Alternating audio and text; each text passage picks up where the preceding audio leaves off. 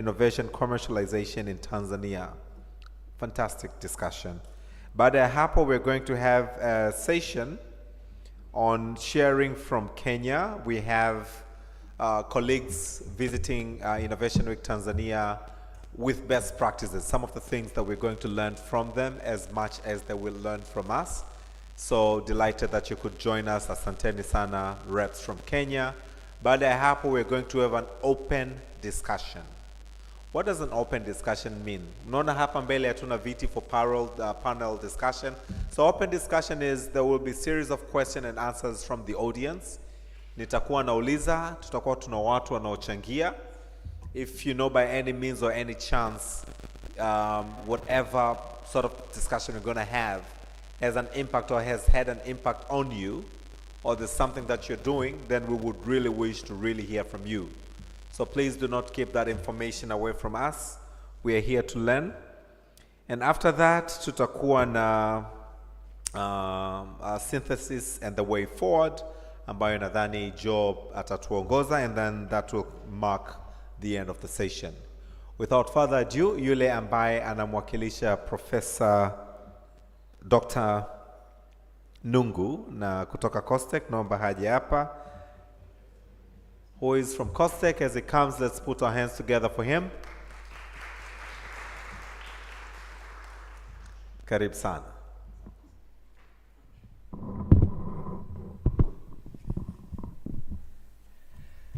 Good afternoon, ladies and gentlemen. Yeah, I'm Bugwesa Katale, Director of Research Coordination and Promotion at the Tanzania Commission for Science and Technology. This afternoon, I'm representing the Director General Tanzania Commission for Science and Technology, Dr. Nungu, who has not managed to attend this session. So, on behalf of COSTECH DG, I would like to invite you to this session. And this session, this afternoon, is research to commercialization. And as you know, we have this event has been run from Tuesday to Thursday. And the Tanzania Commission for Science and Technology is mandated to coordinate, promote science and technology and the innovation in the country. So this event is very important for all of us. So I would like to welcome all stakeholders to contribute in this event. And I'm sure that you will hear a lot of experience and opportunities as far as science, technology, and innovation is concerned. So that marks the end of my welcome note. So thank you very much.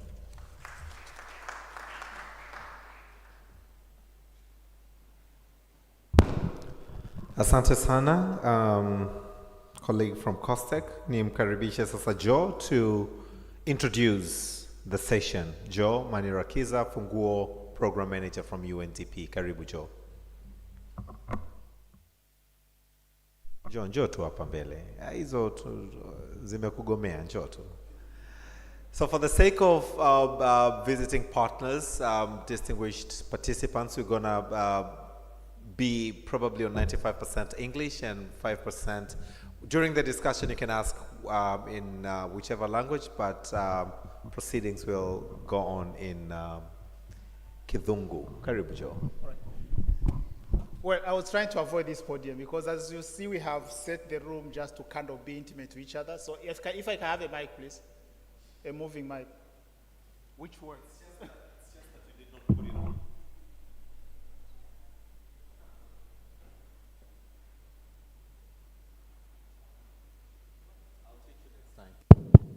How to put the mic on. Right, thank you very much. And my job is basically to kind of introduce why we have this session. Because you would wonder why a non-academic or research-related kind of organization or program is interested in research to commercialization. And why we actually had to call some of the esteemed professors, those who are gurus in research commercialization, to actually have this conversation. It's basically one big major reason. we are an innovation program, Fungo Innovation Program. Our work is basically to provide catalytic support to startups and innovators to be able to scale their business across Tanzania or even across the continent. And we provide also support to enterprise support organizations. We call them hubs, accelerator, whatever they are. And also engage with various institutions in government, outside government, to improve enabling environment for innovators and startup founders. So that's what we do.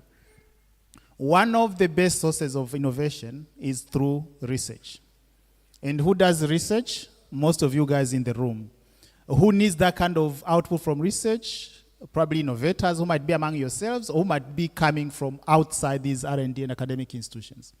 So since we were talking about innovation for a competitive economy, and for that to happen, we need like sources of great ideas from all over the place. So when we're discussing like curating content for this session, this week was like, okay, maybe actually should actually look at research. So that's how Funguo, in partnership with the British High Commission, we decided to have this session, which is meant to be a roundtable discussion. We didn't want to do like a panel discussion because we believe everyone has got an idea. Everyone among you have got something to share, but you also have innovators who have got some frustrations that probably the policies we have around research commercialization, around intellectual property, around all the process that you have to go through to get your innovation from research to market, they would like to share. And who is the best person to actually hear that? It's you guys and also the partners who are actually working on some interventions. So we have a mix of participants from here. You might have noticed some of you know each other from your circle. Those who are in academic circle, they know each other. For a very long time, they haven't been interacting with the lack of us who had to run away from the academia. So we had to bring you in so you can be able to share what you're working on, because I understand there are quite a number of studies which are kind of looking at this particular subject. But we would also like to hear from some of those who have tried something, because we have people from IHI, for instance, who had been trying to commercialize some of the innovation coming out from their research. So we'd like to have that kind of experience. But we would also like to hear the kind of policies and systems which are universities that are supporting that kind of transition. Because the question would be, why don't we have as many patents as possible coming from these R&D institutions? And we also have people who are gurus in intellectual property policy, what needs to be done and what probably should avoid, what should be doing better. So we want everyone to share. We have NIMRI here. During COVID, we saw quite a number of products coming out of NIMRI, out of TIRDO, out of University of Dar es Salaam. Then after a year, we are not seeing those like, what happened? To me, that was a momentous opportunity that, okay, now we need to kind of commercialize this so we can go further. But we no longer hear those kind of products. So those are the kind of examples that we need to be sharing. Like, what happened? What should we had in place so that we can be able to actually see that kind of product going to continent? Yeah. So to kickstart, as Austin has said, we did some kind of high-level scoping study in partnership with Nelson Mandela African Institute for Science and Technology to actually look at the landscape of research to commercialization in Tanzania. So we use different platforms to be able to share what they found out. So we have Victor Jape and Professor Swai here, and they have access to come and share. And that's just to kickstart the conversation. As I said, that was a really high-level kind of landscape scoping study, which is supposed to inform other interventions that need to be done, and we can see whether other people can actually share what they also know, because I know Dr. Kerefu is researching on that topic particularly as well. So we can be able to share, and I hope these next 2 hours are going to be very impactful, and we are going to leave this room with more ideas that we can be able to work on. So without further ado, I want to take the mic back to Austin so he can take us through the session. Thank you, Austin. Asante, let's give him a round of applause. Asante sana. So just for the sake of introductions, I think it's very good to understand who's here. Okay, so quickly can we have colleagues from COSTECH to please stand up? COSTECH colleague, number water. COSTECH, let's clap for them. Asante, that's Commission for Science and Technology, and they're basically representing the government of Tanzania. May I request the colleagues from Funguo program to please stand up? Funguo, Joe, with your team. Asante sana. Mwambie huyo mwingine tumemwona. So we also have Nelson Mandela Africa Institute of Science and Technology. Those coming from Nelson Mandela. Asante sana. Those coming from the research institutions. So if you know you're from the research institution, we have Nimri, please, if Nimri is present. Asante sana. We have STI, Africa Research and Innovation Hub. Are they here? IHI. Nashukuru sana. Then we have our colleagues from Kenya, British High Commission in Kenya, if you can just stand up so we can applaud for you as well. Naomba tupige makofi. We're going to learn from them. Those coming from the university in the academia space, those coming from the universities, higher learning institutions, totally delighted to have you and we look so much forward to learning from you. IITA, Yupo, representative from IITA, thank you so much for coming. Tirdo, Memtaji, is Tirdo here with us? Thank you so much for being with us. Lakini, we have a bunch of us in the innovation space. Those coming from the innovation hubs, number tusimame. We are eager to learn. Innovators, innovation space. Nilikuwa najua half the room ingesimama. Nashukuru sana. Have I left out anyone? Tuna wabobezi, we have experts, the gurus in the field. Number tusimame, wote ambao we add capacity, we build capacity. Omar, wewe ni mmoja wao. Dr. Olomi. Totally delighted, asante sana. Have I left out anyone? Yeah, the donor, the partners, UNICEF, UNDP. UNICEF, I've seen you, Nelson, please stand up. All our partners and supporters present. Asante sana. And the rest of us. Nashukuru sana. So nichukue nafasi, I would like now to take this opportunity to invite, to welcome to speak Victor pamoja na Professor Swai. I do not know what the order is going to be. Do you have a projection? You do have a projection. Karibu sana. You can feel free to be where you are. Or you would like to use the podium. Yeah, I'll bring the pointer to you. Karibu sana. So let's kickstart this session. Karibu. Good afternoon once again, everyone, and thank you very much for this very wonderful opportunity to be part of you in this roundtable discussion on how we can translate the research that are coming out from higher learning institutions, but also research and development institutions into commercial products.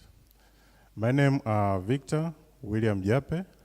I'm working at the Nelson Mandela African Institute of Science and Technology as a coordinator of partnerships and collaboration under the African Center of Excellence in Research and Development, focusing on food and nutrition security. Just a bit of an introduction, as Joseph mentioned. We have been in partnership with the UNDP Funguo program, and one of our partnerships has resulted into this scoping study to kind of understand what the landscape of commercializations of research outputs and innovations in higher learning institutions and the R&D institution is. So we did this study following different steps. We had a desk review and then a benchmarking of trying to understand what others are doing in terms of research commercialization within the country, but also outside the country. So we had also meetings with different institutions, around 21 higher learning institutions and R&D institutions, sitting together to kind of understand our reality.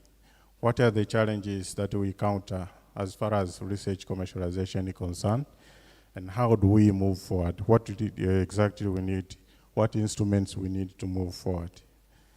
I'm happy that we also had a validation workshop in the same, not the same room, the different room, but in the same campus at some point last year, where we were able to organize different stakeholders, including the higher learning institutions themselves, the R&Ds, policymakers, but also other people who are in the ecosystem. Now, the main purpose of this presentation today is just to set a ground for the discussions. And I'm happy that we have representatives from different actors in this ecosystem. And we will focus more on the reflection on what exactly is needed to transition our research outputs into commercial products that can be uptaken by the market, but also by the society. And as we discuss on what is strategy, we need also to reflect from our own institutions, we as actors, what exactly is happening at the moment, what do we expect it to happen, and how that can be happening.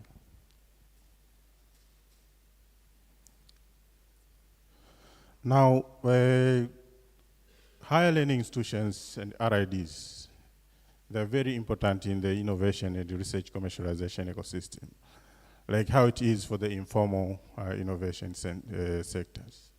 Why? Because the source of skilled human capital for knowledge economy. We have been speaking about the knowledge economy, and there are different sources to create these knowledge economies, and higher learning higher learning institutions and R&Ds provide an opportunity to create that space of knowledge economy.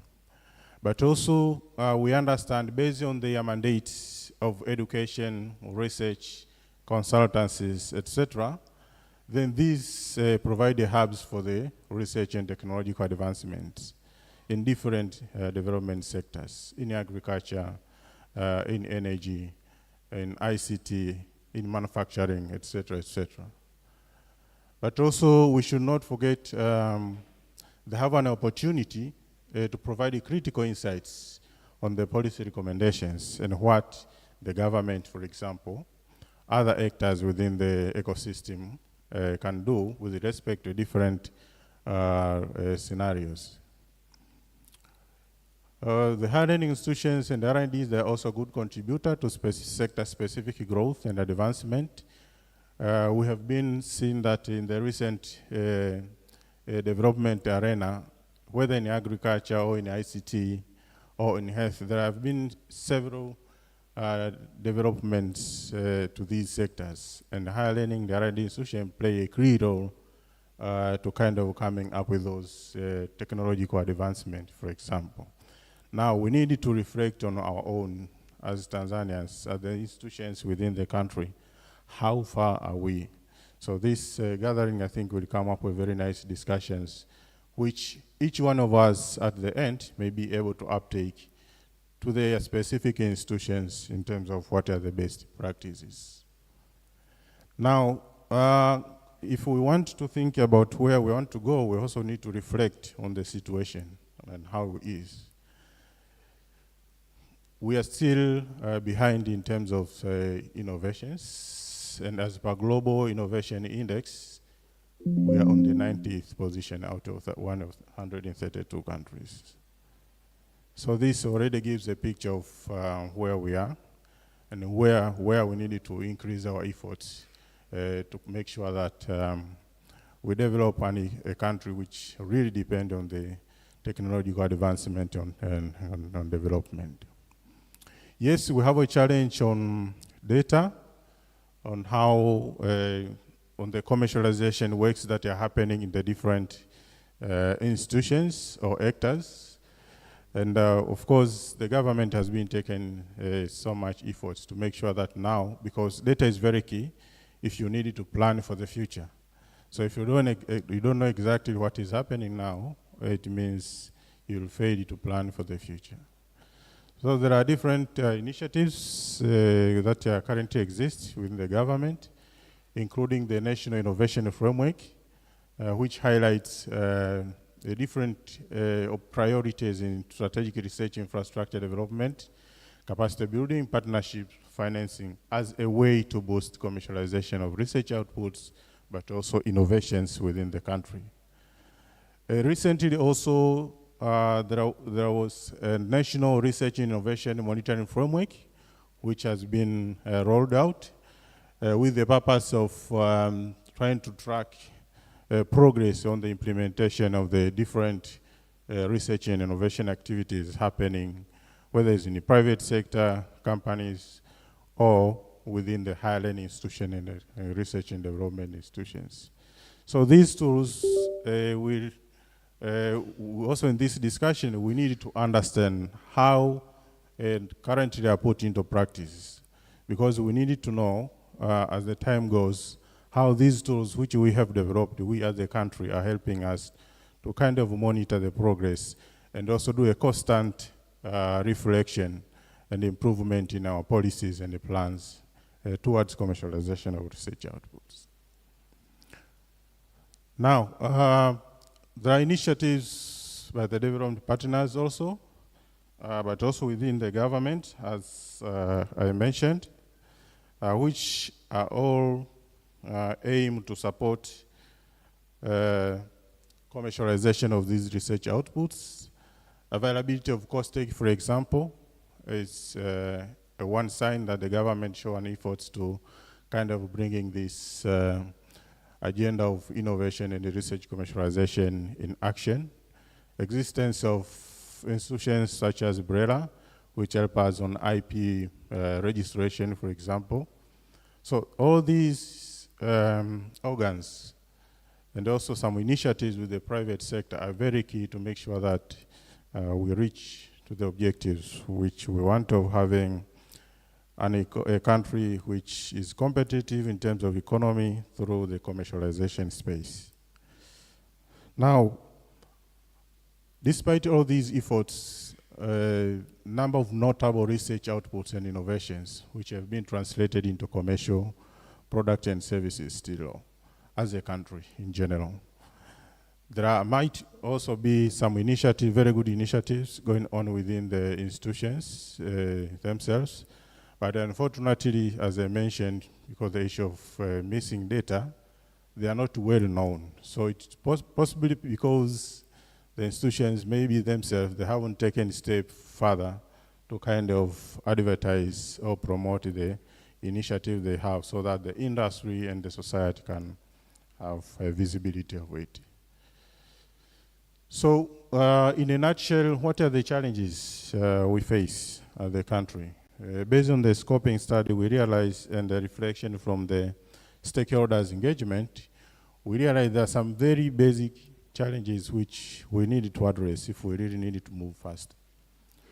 One is there are limited strategic research works that are going on that really reflect the bigger picture of the country in terms of where we need to go in the maybe next 5, 10, 20 years. Most of our research are project-based, and once a specific project timeline is over, there is no continuity. And from the beginning, from the design, we are not focusing on what will be the end product of these research activities. Do we really need only to end on publications? Or do we really need to come up with the solutions that can address the need of society and the industry from that particular research? So we really need to have a very strategic guidelines to help us undertake researches that can really solve the challenges of the society. There is where, as we solve challenges, is where the economy is coming up. For the higher learning institutions, and already what we heard from the stakeholders is that what we realized, most of the institutions do not have systems in place to support commercializations. And if you ask about what are these systems, the answer differs among the institutions depending on what focuses on their research is. But there are common agreements that issues like R&D centers innovation hubs within the institutions, availability of technology transfer and commercialization offices.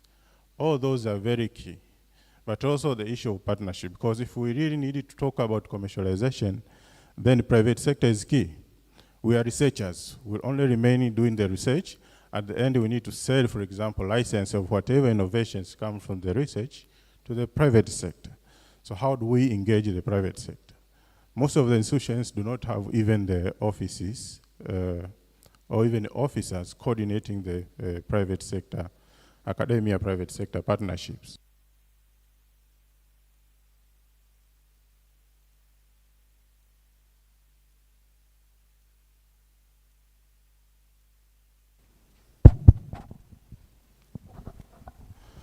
For the strategic partnerships with the industries to happen, we really need to show the values of what we are doing, the value for research that we are doing. And also, we should also think of engaging them from the beginning, not waiting for coming up with the innovations which you are not sure of which market you will cut. So it's very important with the partnerships with the industry.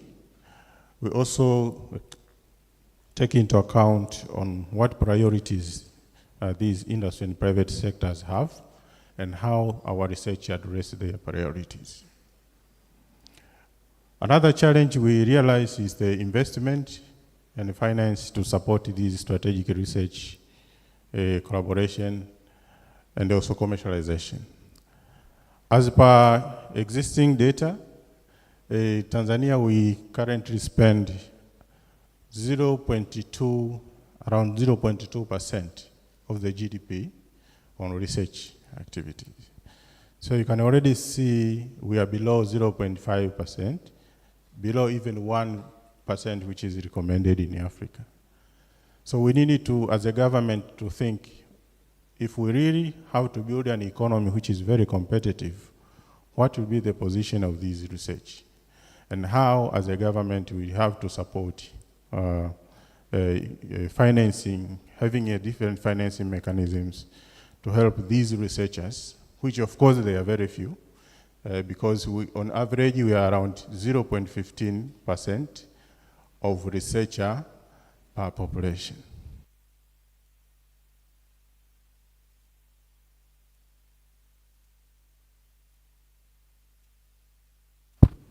We need research on these mics. Yeah, so when you compare with other countries around the world, we are lagging behind there. We need to pull up our socks to make sure that we do serious investment in research. Currently, the landscape, the way it is, we really depend on the donor-funded research projects, which is good, but it can also be not healthy for sustainability, because that also comes with their own priorities, which we have to address. So as a country, what is our research framework? What are the specific research focus in the next 10, 20 years that we need to focus on? And how are we prepared to support our researchers to kind of take on those strategic research areas, so they come up with innovations and output that can really address the challenges of the society and industry. Now, based on the discussions that we had in different encounters with different stakeholders. Can I give you 2 more minutes, or you are? Sure. Okay. Thank you. We realize there are some basic practices to consider if we really needed to bringing the research in commercialization into increasing contribution to the economic growth. And these are some of the areas which we really need to look at. From the policy perspective, from the capacity building, from the national coordination and management of these research, including the constant monitoring and evaluation of the progress, to the access to finance to support these researches. All these are very important so that we have an ecosystem which is very effective. As I mentioned on the finance, we can think of increasing as a government the gross domestic expenditure on research, but also look for alternative financing mechanisms that can really address the needs of the researchers. But we understand money, the issue of money is very key to also be monitored and managed well. So at the national, we advise that there should be an effective system in place to kind of monitor and give us feedback, for example, in a year, how many strategic research activities that have been supported, how much has been spent in that particular area, and what are the results. Coordination and management is also very key. As I mentioned, we have our bodies, COSTECH is taking the lead, coordination, but how the higher learning institution and the RID institution are linked to COSTECH and how they work together, that is very key, which we need to also discuss. Partnerships and collaborations. Currently, there are a lot of partnerships among researchers by researchers, researcher with the society, but with the private sector, which is the main consumer of these research outputs, the partnership is still very low. So we need to put in place strategies which can really help us to kind of expand the partnership with the private sectors. For the higher learning institutions, as we mentioned previously, there should be some systems in place which can help us to create an environment to support commercialization of these research outputs. And that spans from the policies, from the internal financing mechanisms, to capacity building, to establishment of TTO offices, for example, which is very key. We should also make a proper use of these organizations which already exist. For example, the ARIPO, Africa Research IP Management Organization, WIPO, AFDB, and the other institutions which are providing opportunities and skills, for example, but also finance to kind of support the research commercialization. We also need to have a strategy in place to increase the visibility of the researches that we are doing. As I mentioned when I was doing an introduction, that some of the institutions have very good research activities, but they are not known by the society, but also by the private sector. So we need to have a system in place to kind of promote the good work that we're already doing. Thank you very much.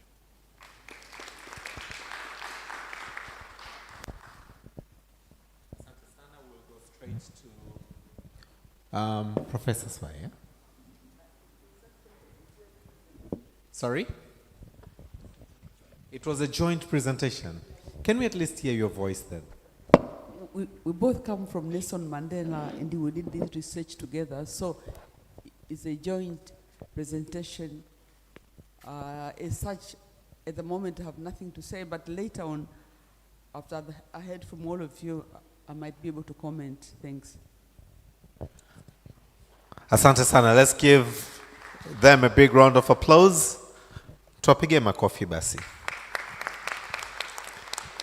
Thank you very much. So, thank you very much to you, Victor Jape and Professor Swai from the Nelson Mandela on the current landscape for research and innovation commercialization in Tanzania.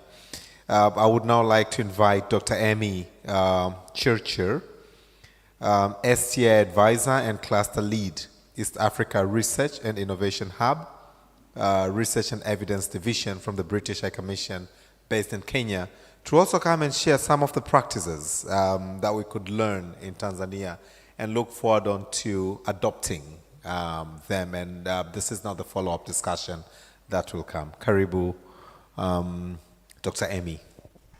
Asante sana. My name is Emmy Churcher, as he has introduced me. As the presentation is coming up, I wondered how many students do we have today? How many students? Okay, good number. How many of you are innovators? How many faculty professors do we have? in the room today? How many of you have commercialized, are innovating? Have a product in the market? Okay. How many private sector do we have? Okay. How many are collaborating with students? Okay, all right. Good progress, thank you.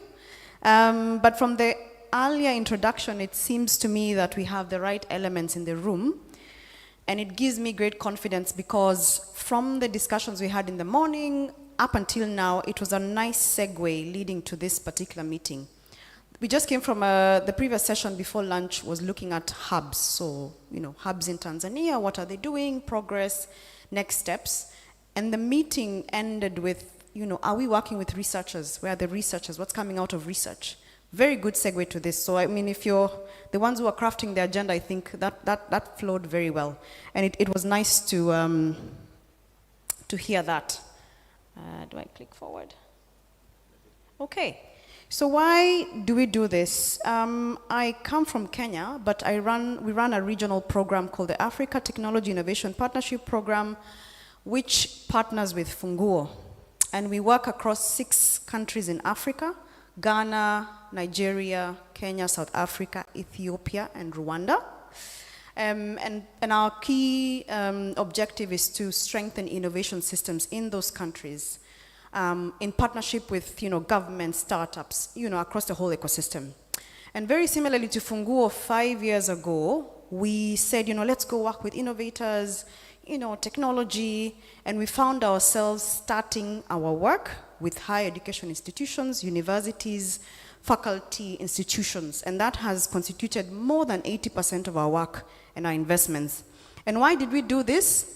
Some of them have been highlighted from the research, so very similar across Africa, I would say. But really, the first thing was to shift the focus from mere publications.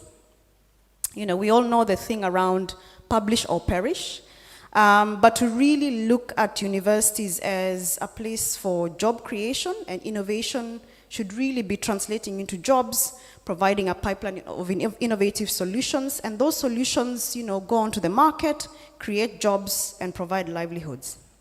The second one was, of course, revenue generation. Particularly in Kenya, I would say the focus is on primary education, but universities are struggling to raise funds. How do they start to be creative around generating revenue? And then the fourth one, which I think is important, is demonstrating the value of research-based innovation, which is where most of the innovations actually start from. Whether you're in the university or you're in a startup, oftentimes the starting point is research. And then be able to empower individuals and institutions to make informed decisions regarding commercialization approaches. I'm not saying this is all of it, but those are the sort of issues that came up when we did an initial scoping of the countries that we were working with. And we realized innovation is actually an output of research processes from those countries. And then what did we partner to do with the countries that I've mentioned? So different countries, different approaches in terms of commercialization approaches, a whole mix. So some of them were saying, look, we would just have products that are sitting in our labs and we want to get those products into market. And then others said, look, we want to work with faculty in the institutions because they're the ones researching, they're bidding for grants, their publications are sitting in the shelf, some of them are energetic, want to be entrepreneurs, some of them are just happy just publishing and doing pure science. But then how do we start to change the mindset, give them the skills and the capacity that the colleague has mentioned, and then go on to register their IP, and we provided a bit of seed funding to really get the product into the market. And then we said, look, we don't have enough funding to work across all the 50 to 70, for example, in Kenya, universities. So we said we want to institute a train-of-trainer model. And so we want to have, within that same project, others who go on and train others in the institutions or actually in their sister institutions. Some of them in Ethiopia said, we want to focus on the students, and then we incubate them, support them to get their innovations into the market. Of course, you've touched on the industry-academia linkages. How do universities work in their communities, many SMEs? How do they work together to make sure that there's that healthy linkage and be able to really access the market? And then we realized we are working with individuals, but individuals are not standalone. They come with the institutions. So how do you support institutions with policies, tools, mind shift? And you find you're a lecturer, you have to teach, you have to mark exams, your vice chancellor or your head of unit doesn't even understand what you're doing. So working across all those levels in the institutions. And then we're now moving to a point where there's interest to work across geographies. So partnering with India, partnering with the UK. So really a mix of different approaches in the different geographies. What have we learned? We've learned that it's a long-term game, starting with changing the mind shift, from the top level, from the vice chancellors, the leadership, the institutions, to the faculty, to the students, and then starting to actually do the work. And like I've said, we don't want to leave the institutions behind and not just focus on the students or the individual faculty. And then, of course, partnership with industry, starting with the language. I think one of the sessions earlier was saying, do they even speak the same language? Do university, people who are in academia, if you meet someone from the market, do you understand what it means to say product market fit, investments, return on investments, all this kind of language that they would want to hear when you're pitching your product. So just for them to start to engage together, and vice versa, does the private sector understand your language, or is it too scientific? Identify gaps, shape research, making sure that our research is actually relevant for the market that we are trying to put our products into, but also bridge those gaps that are very obvious and eventually unlock funding. And then networks, creating those meaningful networks that are actually an asset across board, which strengthens the agency for the institutions, provides visibility, and reduces the silos. And I think in this regard, Tanzania has made much greater progress than the countries where we work. And then the basic foundations, IP registration, protecting your intellectual property, protecting your innovation. How prepared are you? What's your starting point? What skills do you have? And of course, funding. But I think mind shift for me is where it starts from. What have we realized over the probably 3 to 5 years? We've had a lot of work, and we didn't even go in thinking or start by thinking, let's actually work to change mindsets. We started by saying we want to see more innovation coming out of the universities, just to realize that we need to start with culture change, inculcating that entrepreneurial mindset in the institutions, and that innovation culture. In Kenya, I think now we're at 70 universities, and I'll probably focus most of these results on Kenya, but really representing the region. What we've seen is that 30 universities are participating in what we call utafiti kwa biashara, which is research to commercialization.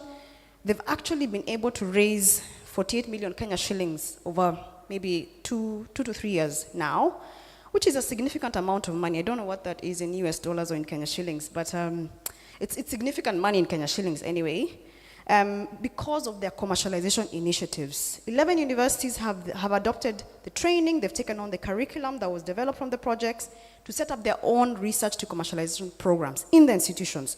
That for me says something about the way they've shifted their culture. They've created a budget line for these activities, a dedicated budget line, and they've continued to raise funds. That in itself is a success story. There's some individual innovations that have gone on to scale. They've gone into the market. We've given them some seed funding. They've learned how to market, how to pitch to private sector. They've been exposed to investors, etc., and they've gone on to sell their products and scale. Unlocking of new funding, like I've said, new funding has been realized. And then in the process, we realized we need these vice chancellors on board. So we worked with the British Council and other partners to set up the Kenya Network of Entrepreneurial Institution Leaders. Because they said, look, none of us was trained to be a VC. There's no university where you're taught to be a vice chancellor. And now you're asking us to do this entrepreneurship thing. How do we do this? But we are on board because they've seen the value that has been demonstrated. This platform allows us to co-create with them, drive solutions. And now we have 14 of them participating in that training with innovation master plans. They're on board, and everything seems to be moving so well so far. So my final, maybe 4 takeaways. It's a long-term game, and change needs to happen at all the levels of the ecosystem. including with the private sector, etc. It starts with an innovation culture. But I have to say, not all research has a commercial value.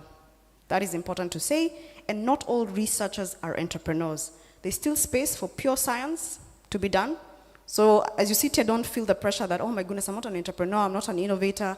But there are processes and policies in institutions that should enable you to still get your innovation to the market to be able to solve our social and development challenges. I look forward to learning from you and to exchanging further knowledge. Santi. Asante sana sana sana sana. Can we all please stand up? Let's just stretch. Sessions after lunch are usually heavy and, sorry. So let's just stretch your hands, put your hands up, both your hands, unless if you're holding a mic. Let's bend slightly to the left, right, and to the right, and to the back. Thank you so much. Please be seated. Asante sana. So let's give a round of applause to Dr. Amy once again. Thank you so much, Dr. Amy, for that. And we also look so much forward to learning from this discussion as well. Now, to kickstart this open session, this is where now you contribute to the two presentations that have been presented, but also if there's any of the best practices you would like to share. You know, good thing about knowledge is it's open. Yeah, it's out there. Yeah, so it's for us to grasp it and learn and put it to practice. Allow me to invite now Dr. Kazioba from NIMRI. Dr. Kazioba, karibu sana. Any comment, any contribution, any addition? Joe, when he had started speaking, he mentioned about some of the work that we had during the COVID-19. And you did come up with a lot of inventions, a lot of innovations. But again, a lot of research was put to work. Where is all that material now? Do you wait for another COVID to erupt? Or please, karibu sana. Thank you so much. Asante sana, moderator. First of all, let me thank UNDP and in particular Joseph for inviting me to participate in this very important discussion. Well, I don't know where to start, but thanks to Victor and Madam from Kenya, I think you have touched on almost all key areas as far as innovation, commercialization of innovations are concerned. Well, problems are, to me, any problem is an opportunity. Let me start from there. Yeah, in health, when you hear there is an outbreak, some people be panicking. But for innovators, for entrepreneurs, any problem is an opportunity. Unfortunately, that mindset in Africa has not really, we have not picked that very well. When we see a problem, when we see cholera, when we see dengue, we see COVID, number one thing, we panic, and then we begin to react. So my contribution will be based on proactivity and reactivity. And actually that defines a lot on how we do our innovations and why we fail to commercialize. I'm not touching on individuals, I'm looking at the systemic issues. Let me go direct to what Joseph raised earlier on about NIMRICAF and the rest of the staffs which came up during COVID-19. We had a problem and nobody knew solution. The whole world was puzzled. Of course, there were a few innovators, a few biotech savvy people who took it as an opportunity. They went back to their closets, they looked at what is available, what technology we tested, and we shaved it, but can it be used now, and so forth and so forth. They started working on the solution. While the rest of the world was sleeping, other people were awake trying to get the solution. In Tanzania, I remember at that time I was the director of research coordination at NIMRI.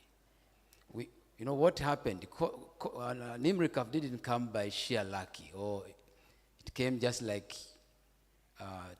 trying something from nowhere. No. We actually received directives. Nimri, you are there. What are you doing with this outbreak? That's why I said any problem is an opportunity. So imagine you are the director general and you are told, what do you have to solve this problem? You are a research institution. So there was no choice. You had to sit down and think. Bring on the table your pharmacology, bring your traditional medicine, bring your pharmacy, bring your microbiology, bring everything. You know, Nimricaf was formulated for just 3 hours in my very own office. Yeah, it wasn't easy. Just 3 hours, we came up with Nimricaf. After 3 hours of discussions and disagreements, and then we said, okay, we lose nothing. There is no medicine. Let us try nutraceuticals. Nimricaf is a nutraceutical because it's made up of foodstuffs. So we needed to have is to have the knowledge of what each of the ingredients will bring in the formula. So that's how Nimricaf was formulated. And then it became a big story. But where is it now? That's a big question. We tried, and this is where I'm going to connect where Victor, one of the submissions Victor made and Madam from Kenya made about the culture of innovation and the commercialization. After seeing that Nimricaf, has been accepted, is demanded, so we needed to protect the formula and see if we can now sell the formula to manufacturers and make it more perfect and sell it in different forms, liquid and dry forms, because it had so many other therapeutic values. At the time when my office was coordinating the filing of the IP with Blera, unfortunately, everyone knew what it is. That's number one. I'm not trying to blame anybody, but because we didn't have the culture of protecting the secrets of the formula, but we were also driven by the fact that we need to rescue this population anyhow. Go do it at home. So Umbrella said, how are you going to protect this while everyone knows what it is? Tukafeli, Apple. Yes. But that wouldn't be the end of the story. We said, okay, now our people add some value on this. We want to see innovation on Nimricaf. Can we come up with sachets? Can we come up with any type of formulation which is completely different from what the population knows? No, the interest was very low, number one. Number two, we were challenged by the technology. How are we going to dry such matrices to have fine powder, uniform powder of high quality? So technology beat us. Number two, the interest was low because everyone was looking at the liquid formulation because it's selling very fast. And then everything collapsed. So a story about Nimricaf is purely based on, number one, the awareness of our people, be it the people who are developing technology in our institutions, researchers, academics, on the protection of information is very low. We do 3 of us, your colleague will talk to another guy. That's why when you go to Europe, you have to sign the NDAs. All of you are involved in the development of a formula or a product. We didn't have NDA. Wawizara atasema la kwake, a guy from Nimri whom you're working with atasema la kwake, a young boy, an intern who is working in the lab also mixing those concoction, he also. So you see, the culture. So that's challenge number one. We need to raise the awareness, not only to the population, but even colleagues who are working in the labs, in the workshops, about protecting the secrets. And number two. Doctor, sorry before you go to number 2, and allow me to interject kindly. Yeah. Failure to protect chemical X. Would you relate that to failure to commercialization? Yes, because if you don't protect it, the secrets of your formulation will be out in the public. Okay. And if everything in the public and everyone is making their own, are even selling with a different brand, hiyo iko kwenye public hii. Okay. Yes. Sawa. Let's go to number Unless if you twist it a bit, you even change the brand and then do it again. Yeah. Okay, sawa. Yes. Asante. So let's go to number 2. So number 2, I think we have our institutions. At least now we are changing. I remember in 2014, I was appointed to be the head of Health Innovations, Commercialization, Technology Transfer for NIMRI. It was one of the difficult appointments because we had no document, any tool. So we started working, building the department, developing tools. So we came up with something we called an inventory for innovation. We had to review all the works done for the past 15 or so years to see where there was innovation. I tell you, it was only me and my 2 people in the department who were active on it. Even my immediate boss didn't understand what it is. What does it mean? So awareness, hypo. We had a very good inventory of good stuffs which could have been taken afar. No awareness. So institutions also, their core businesses, they need to define what innovation is and what they're trying to do at the institution level and what is their pipeline, their pathway to commercialization. Most institutions, they don't have the pathways. Right. Everyone is doing their own things. Number 3, when an innovator at the institutional level discovers or innovates something, when he was sweating doing it, everyone was away.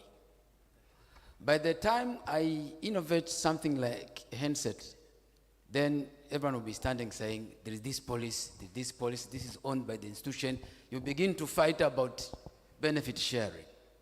This is the truth. Ipo, wala tusidanganyane. NIMRICAF, we had a soft battle. Soft battle. Someone was saying, it's me. Then I was like, You see, everyone wants to own, because they now see money. The institution is saying, me. So innovator is left somewhere. So where is the incentive for one to promote commercialization at the institution level? I need to know, as an innovator, if this product or the process I've innovated has picked up, how will I benefit? And that is the motivation. Well, there are many things. I can share experiences. Doctor, before I ask you to pass the mic to your neighbor, Dr. Brian, I would like to really pick one thing from you. NIMRI is 50 plus years old since its inception. I think we celebrated 52 years just the other day, if I remember well.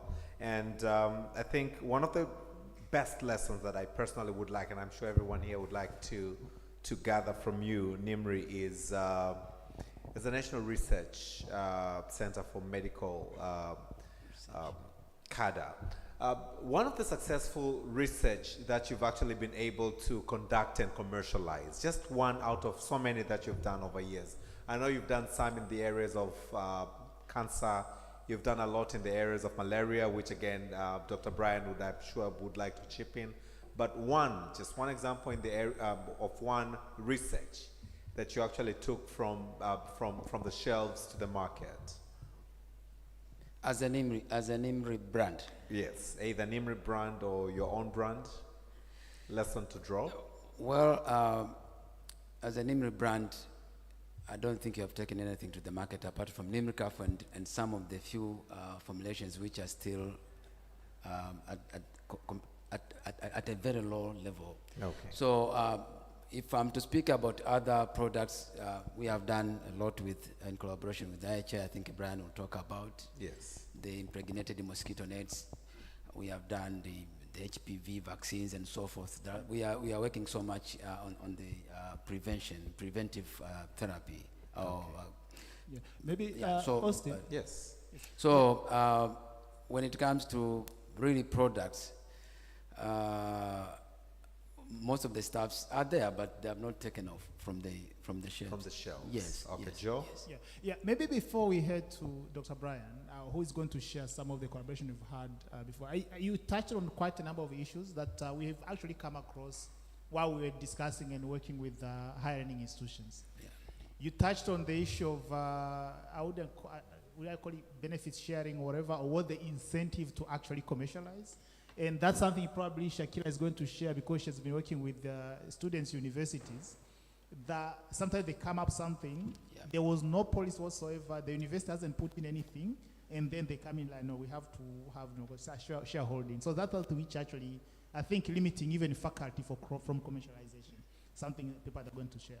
But you also talked about I would call it capacity to commercialize. Maybe we are going to need to discuss, probably Coste can also help us here. Is it every research institution's mandate to commercialize? Or are they actually meant to do that? Or should they come up with the research and then partner with another institution to be able to do that? Maybe that can come out of the question that we're going to be having.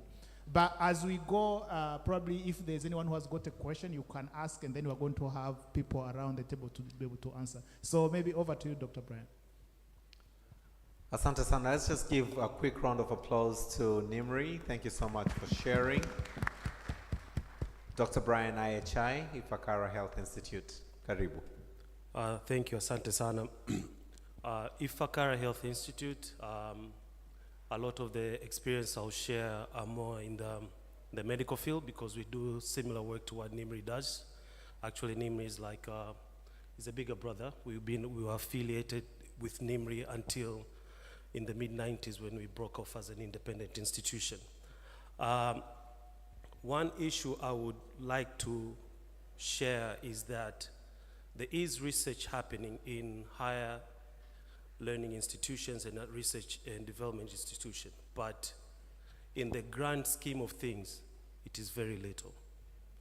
Very little research is happening.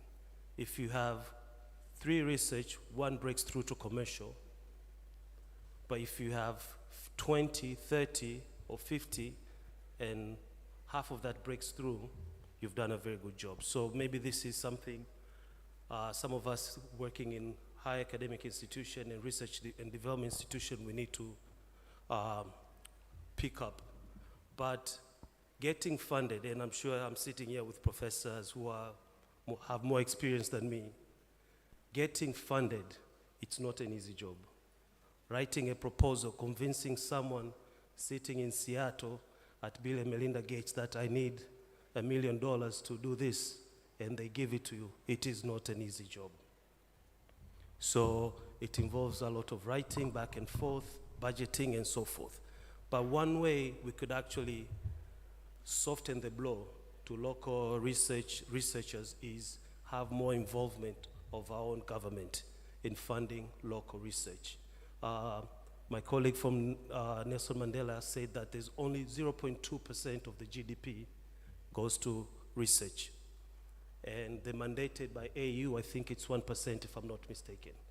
Even if it goes to 0.5%, this will do a lot. A lot of these early career researchers coming out of universities, for someone like that to be funded from Wellcome Trust or UK Aid or Gates Foundation, it's merely impossible. Dr. Brian, as you continue, would you have would you know of any reasons as to why it's almost impossible? It's impossible. 0.2 is negligible. Would you know why? And would you probably propose the way forward? Why the government gives only 0.2? Yes. You're trying to put me in trouble. No, no. We'll protect you. No, so put it in this way. Say the government could have done better in doing 1, 2, 3, 4. You know, propose a solution. Okay, 1, get to 0.7. Okay, that will do a lot. That will go a long way. Break it down. 0.7, what does it mean exactly? 0.7. Of the GDP, of the GDP. total GDP of the country is towards supporting research initiatives. And I would focus that on early career researchers. Those who are coming straight from master's degree, PhD, those who have no experience, or they have 1 or 2 years experience, where for them they either have to partner with Paul or Professor Swai here to be funded. You're giving them an opportunity to get their own funding to establish themselves as their own independent researchers. Someone like that, to give them 25,000 US dollars or 50,000 US dollars to do research for 12, 24 months, you have gone a long way in improving their research career. They can get a bit of salary, supplies, reagents, and they're able to answer their own research questions.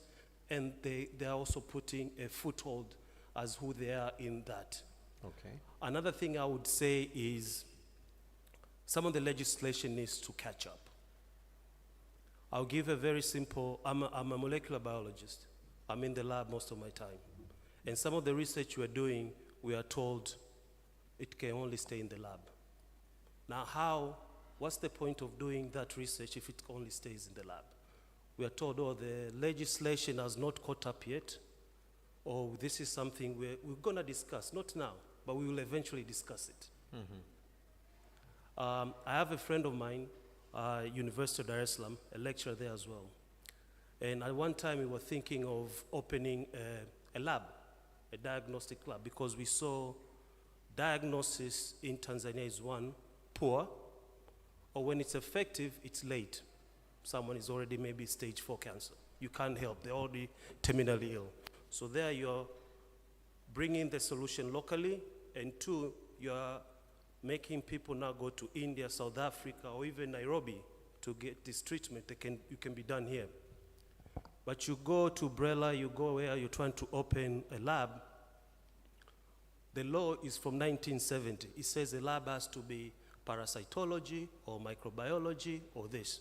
But we are opening a DNA sequencing lab. It's not there. So, and you're telling these people we were trying to do 1, 2, 3, but samani kaka, hizo ndo zipo. Rocket science. Yes. Nashukuru sana, Dr. Brian. Let's give him a round of applause. Yeah. Can I? Yes, please, go ahead. I would like some intervention from COSTECH, especially from the areas of research that you have mentioned, and probably what Timmins would have. I know that there is already a document that COSTECH has prepared, I think it was a few years ago, about national research priorities, and probably how they do support to kind of alleviate some of the issues you've mentioned that could actually make it easier for more research to actually to see the way. I don't know if you can talk around that, Dr. Bukwesa. Okay, thank you very much for your invitation. Yes, we have the National Research Priorities, which actually is developed in collaboration between the higher learning institution and the research and development institution. So it is a document that combines a lot of priorities from all sectors. So when it comes to funding, of course, it depends on the theme which have been selected. Of course, we know that we have a number of priorities as a country, so you can't support every research which is coming. Yeah, which we are getting now to try to put you in trouble, but I'm getting trouble myself. Please feel free if you have any question or any comment to add. I have a list of experts that I would really wish to pick their brains. Yeah, sure. But again, if you want to chip in, I've seen a hand at the back. Just a few had mentioned that we also have Dr. Borio from UDEC. Yes, from UDEC. I think she could also have an university. Yes, Dr. Borio. And then we'll take the hand at the back. And probably Kenya, what percentage of the GDP goes into, I'm not sure, I'm sure I missed that on your presentation. Do you have that? Okay, please, thank you. Again, Dr. Karibu, UDEC. Thank you very much. Did you ask me a question, or I just say how to contribute? Or how to contribute. So how do we, again, I'm looking onto UDEC. I went to UDEC under Professor Dr. Olomi then. There are lots of researches that are ongoing in schools, and we're looking onto some of the best practices. Maybe we could also learn from UDEC, innovation into commercialization, these researchers. Karibu. Thank you very much. First of all, I have to declare that I'm no longer at UDEC because I work there, and we have policies and we have, regulations which allows you to work for some time, and then you leave other people also to work. So I'm at the University of Dar es Salaam, yes, but I'm associated with UDEC as a stakeholder in innovation. But then I finished my tenure, and then I'm still working in the University of Dar es Salaam, assisting innovations in my College of Science. But now, at UDEC, there are other people working. For me, Yes. the presentation which was done by Victor and Professor, collaboratively from Nelson Mandela, touched me in several areas, because working at UDEC for 5 years, I was just like broken. My heart was broken, because I know that creativity and innovation needs disruption of these normal rules, normal regulations, normal policies. You have to take new avenues, thinking from different angles, new angles to make innovation move. But for us, we have rigid policies, regulations, financial regulations, and all these things which are not disruptive. So we cannot move. At least if that's what I can say. Rigid policies. In most cases, we have to follow financial regulations. Even if we have, for example, some money for startups, for innovators who are in the lab, in the hub at UDEC, we faced a lot of challenges, because they got the money from, I would just give an example, one of the rigid policies. We had incubators from various areas, including the University of Dar es Salaam and other institutions, incubated by UDEC, and some of them got competitive funding from COSTECH. But then, when the money were normally dispersed to the University of Dar es Salaam, the procurement process had to take place. You know it very well. The incubators could not work for some time, waiting for the financial, procurement process. That at the end of the day, these people could procure their things very late. And when they procured their facilities, and sometimes the facilities were not working well, because, these are the products which are still at state of between the prototype and minimum viable products. And then some of the product worked well, some of the products didn't work well, and there was like complaint from COSTECH that the university should repay the money. And we have the evidence that the money followed all the process of financial regulations, this procurement and everything, and they were used in the way they were supposed to do. So if you want to do innovation, failure is allowed. If you don't allow failure and repeat and repeat and repeat, you cannot do innovation. So this non-disruptive working environment policies is a lot of, I can say it is a big barrier for innovation and moving to achieve a really competitive economy. Asante. Asante sana, Daktari. As you're talking, I kept on contemplating, Joel. I'll be right with you for a second. Is there a need for doing researches? If there's a huge need and we all see the need for doing research, why don't we publish them? Or if we publish them, why don't we commercialize them? Are we doing researches for shelves? Just as the hand at the back. And as the mic is being passed to the back, there's a question from one of us. Why would private sector have to engage with academia for research?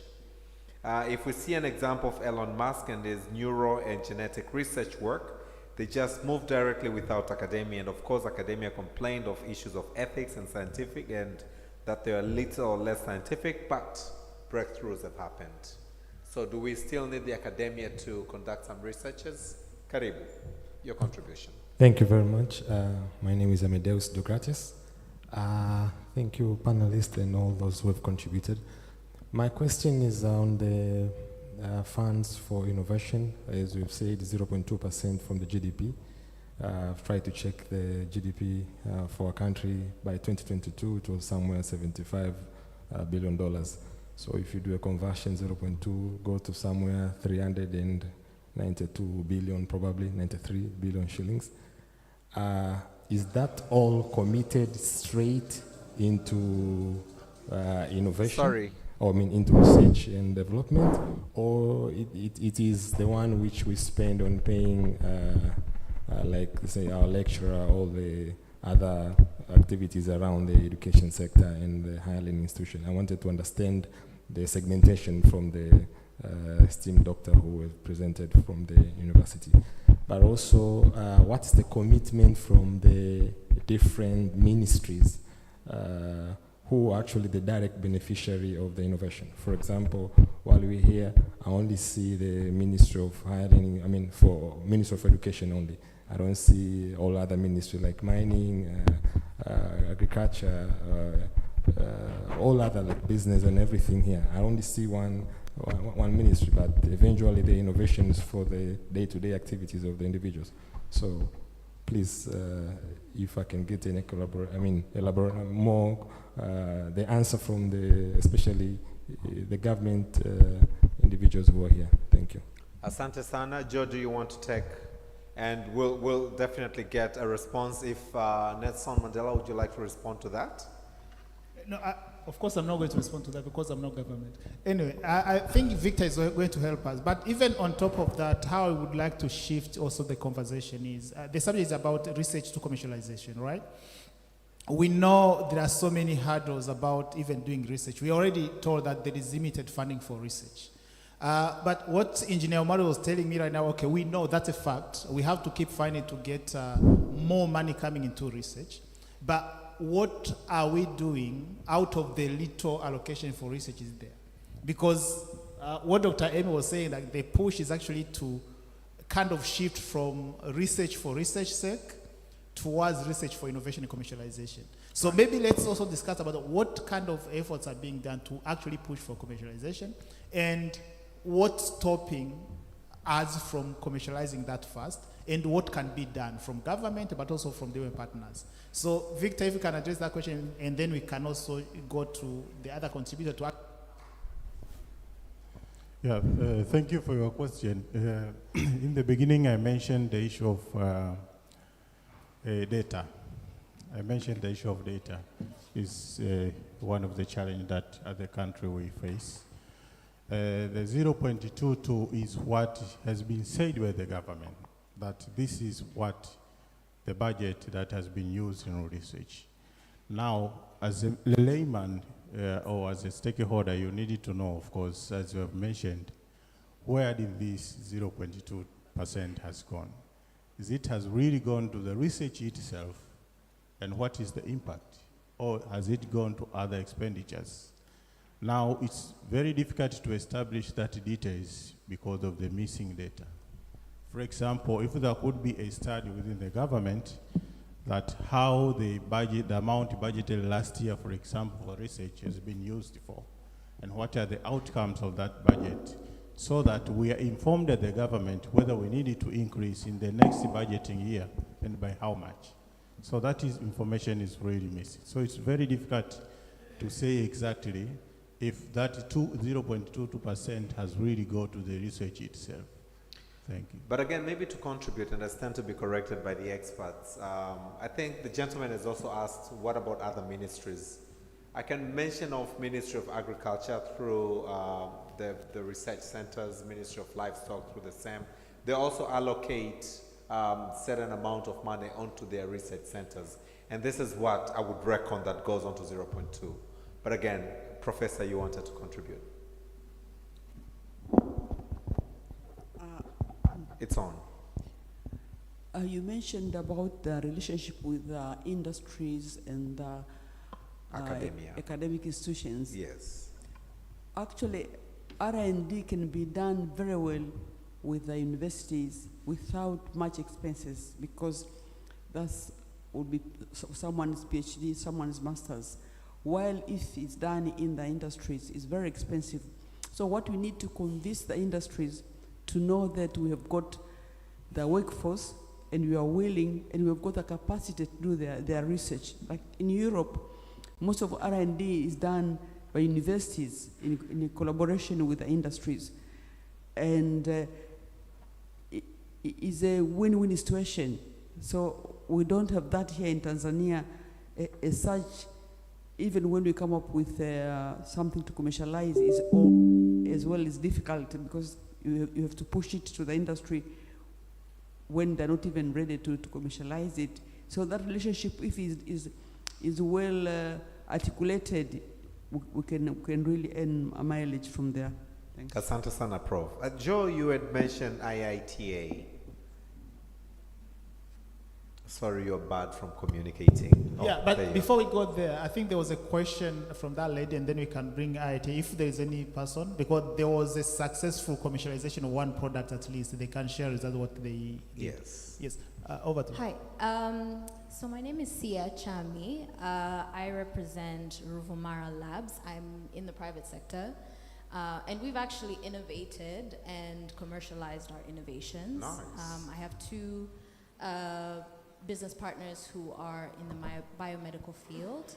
And so we work together, and I'm sort of on the business side. And so I wanted to just share kind of an example of some of the challenges we've faced with commercializing. We have products in beverages, but also in the pharmaceutical space as well. Mm-hmm. And I think just kind of to what Dr. Emmy said about are we speaking the same language has been a very big challenge for us. We're grateful that actually the University of Dar es Salaam has given us support. When we first began, we did get space. So we asked for office space, and we got at least the space to try our trials and actually create our beverage. So our beverage was actually created at the University of Dar es Salaam in the College of Natural and Applied Sciences. But after that, and I think towards the gentleman's question of the involvement of other ministries is where our challenges really stood out, is to say we have researchers, we've created a product, we've come together, and then when you get to the stage of needing more support, say from the small industries organizations, you need support from TBS, you need support from TFDA, it's quite minimal, and that long view thinking, right, of, oh, you're actually doing something that has a long-term benefit, not just for yourself, but also for the nation as a whole, you know, that doesn't necessarily come through. So I'll give an example of when we talk about financing, right? When we say, you know, we need financing support, and we are industrial innovators, so not necessarily in the tech space, but more we actually manufacture real products. Sometimes to do that research, I just need the space. I'm just asking you, can I have a room? You know, I'm asking you, can I have beakers? You know, I'm not necessarily asking you for the massive financing that we always think about when we talk about startups and investing in startups globally, how it seems like or how it's perceived like. So I think one of the things that, you know, would be of value for research institutions to consider is how do you interact with the other smaller institutions that support the wider ecosystem around commercializing innovations? How do you encourage them to provide those things like space? How do you encourage them to make it easy for these people to get financing, make it easy for us to get certifications? Come and support us in how, what does that look like to go beyond just saying, let's sit here? Because again, there's no one here from the Ministry of Industry and Trade. And they are actually the biggest beneficiaries of most of the innovations that would come out of here. And so I think that's been just to share a challenge that we've faced, because there's no real incentive then to innovate if I come to you with a new thing and you question me so much about it without seeing the long view of what I'm trying to do for the country. So thank you. Asante sana. That's a very good contribution. Joe. Yes. Maybe before we go to another, I wanted to check whether the gentleman from IITA is here. If you can share at least, I mean, we want to also hear about the success stories, like one from Ruvumara, and then build on some of the challenges, and probably come up with suggestions on how we can solve some of them. So if you can give the mic to gentlemen, and then you can come to the And other hand. as of he the- does, Omari next to you had his hand raised. Yes, Huh? he will come next, I know. IITA, they have their Alpha Safe. Tunaomba kusikia kutoka kwenu. What are the lessons that we could also learn from you? Research to commercialization. Good afternoon, everybody. Good afternoon. My name is Jacob Unchela. I'm coming from IITA. I am a research associate supervising the AflaSafe technology. Before going further, let me talk a little about the meaning of AflaSafe. AflaSafe is the bioproduct which is used to mitigate the aflatoxin contamination at farm level. We know the challenge of commercialization, and our institution is non-profit organization. So therefore, we are not doing business. We had to enter into contract with a private partnership, and we entered into A to Z. But at our institute, there is a platform called AflaSafe Technology Transfer and Commercialization. Kindly try to put the mic close to your mouth. Yes. I said, in our institute, there is a platform called AflaSafe Technology Transfer and Commercialization. This is a platform specifically for commercialization of the AflaSafe. So using this platform, we managed to do the need assessment of AflaSafe. Also, we advertise using the need assessment. We advertised in newspaper so that most of the big companies which intended to produce the AflaSafe, they applied. And also through this platform, we managed to select one company which we thought is able to produce the AflaSafe. So by now, the AflaSafe is produced by A to Z. And the objective of IITA for the AflaSafe is just to do the monitoring. So now, if you go to agro-dealer shops, you can find the AflaSafe, and now we are sure that the AflaSafe is consumed by the consumers. Thank you. Asante sana. Let's give them a good round of applause.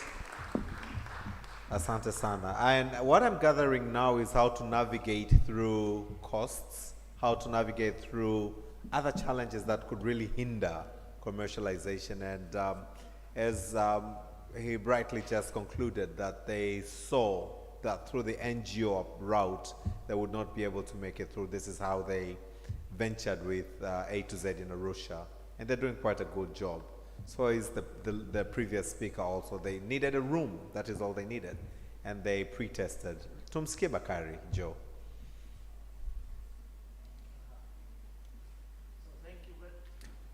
Joe has switched off. We'll come to you. We'll come to you. Yes, we'll come to you. But as we are discussing this, I would also want to hear some comments and opinion in addition on the issues of intellectual properties. Tungependa pia kusikia huko as well.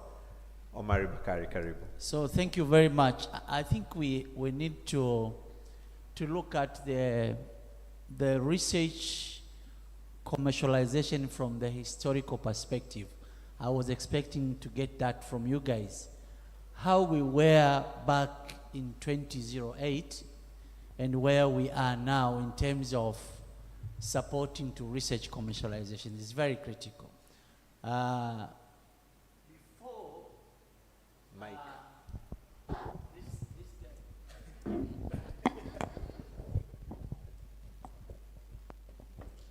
So I think when back in 2008, the issue of innovation and commercialization was something very strange to most of the people.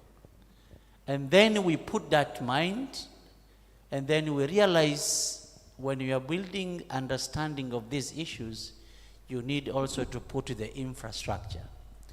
By then, I remember University of Dar es Salaam was having a CEDA program under the cluster development.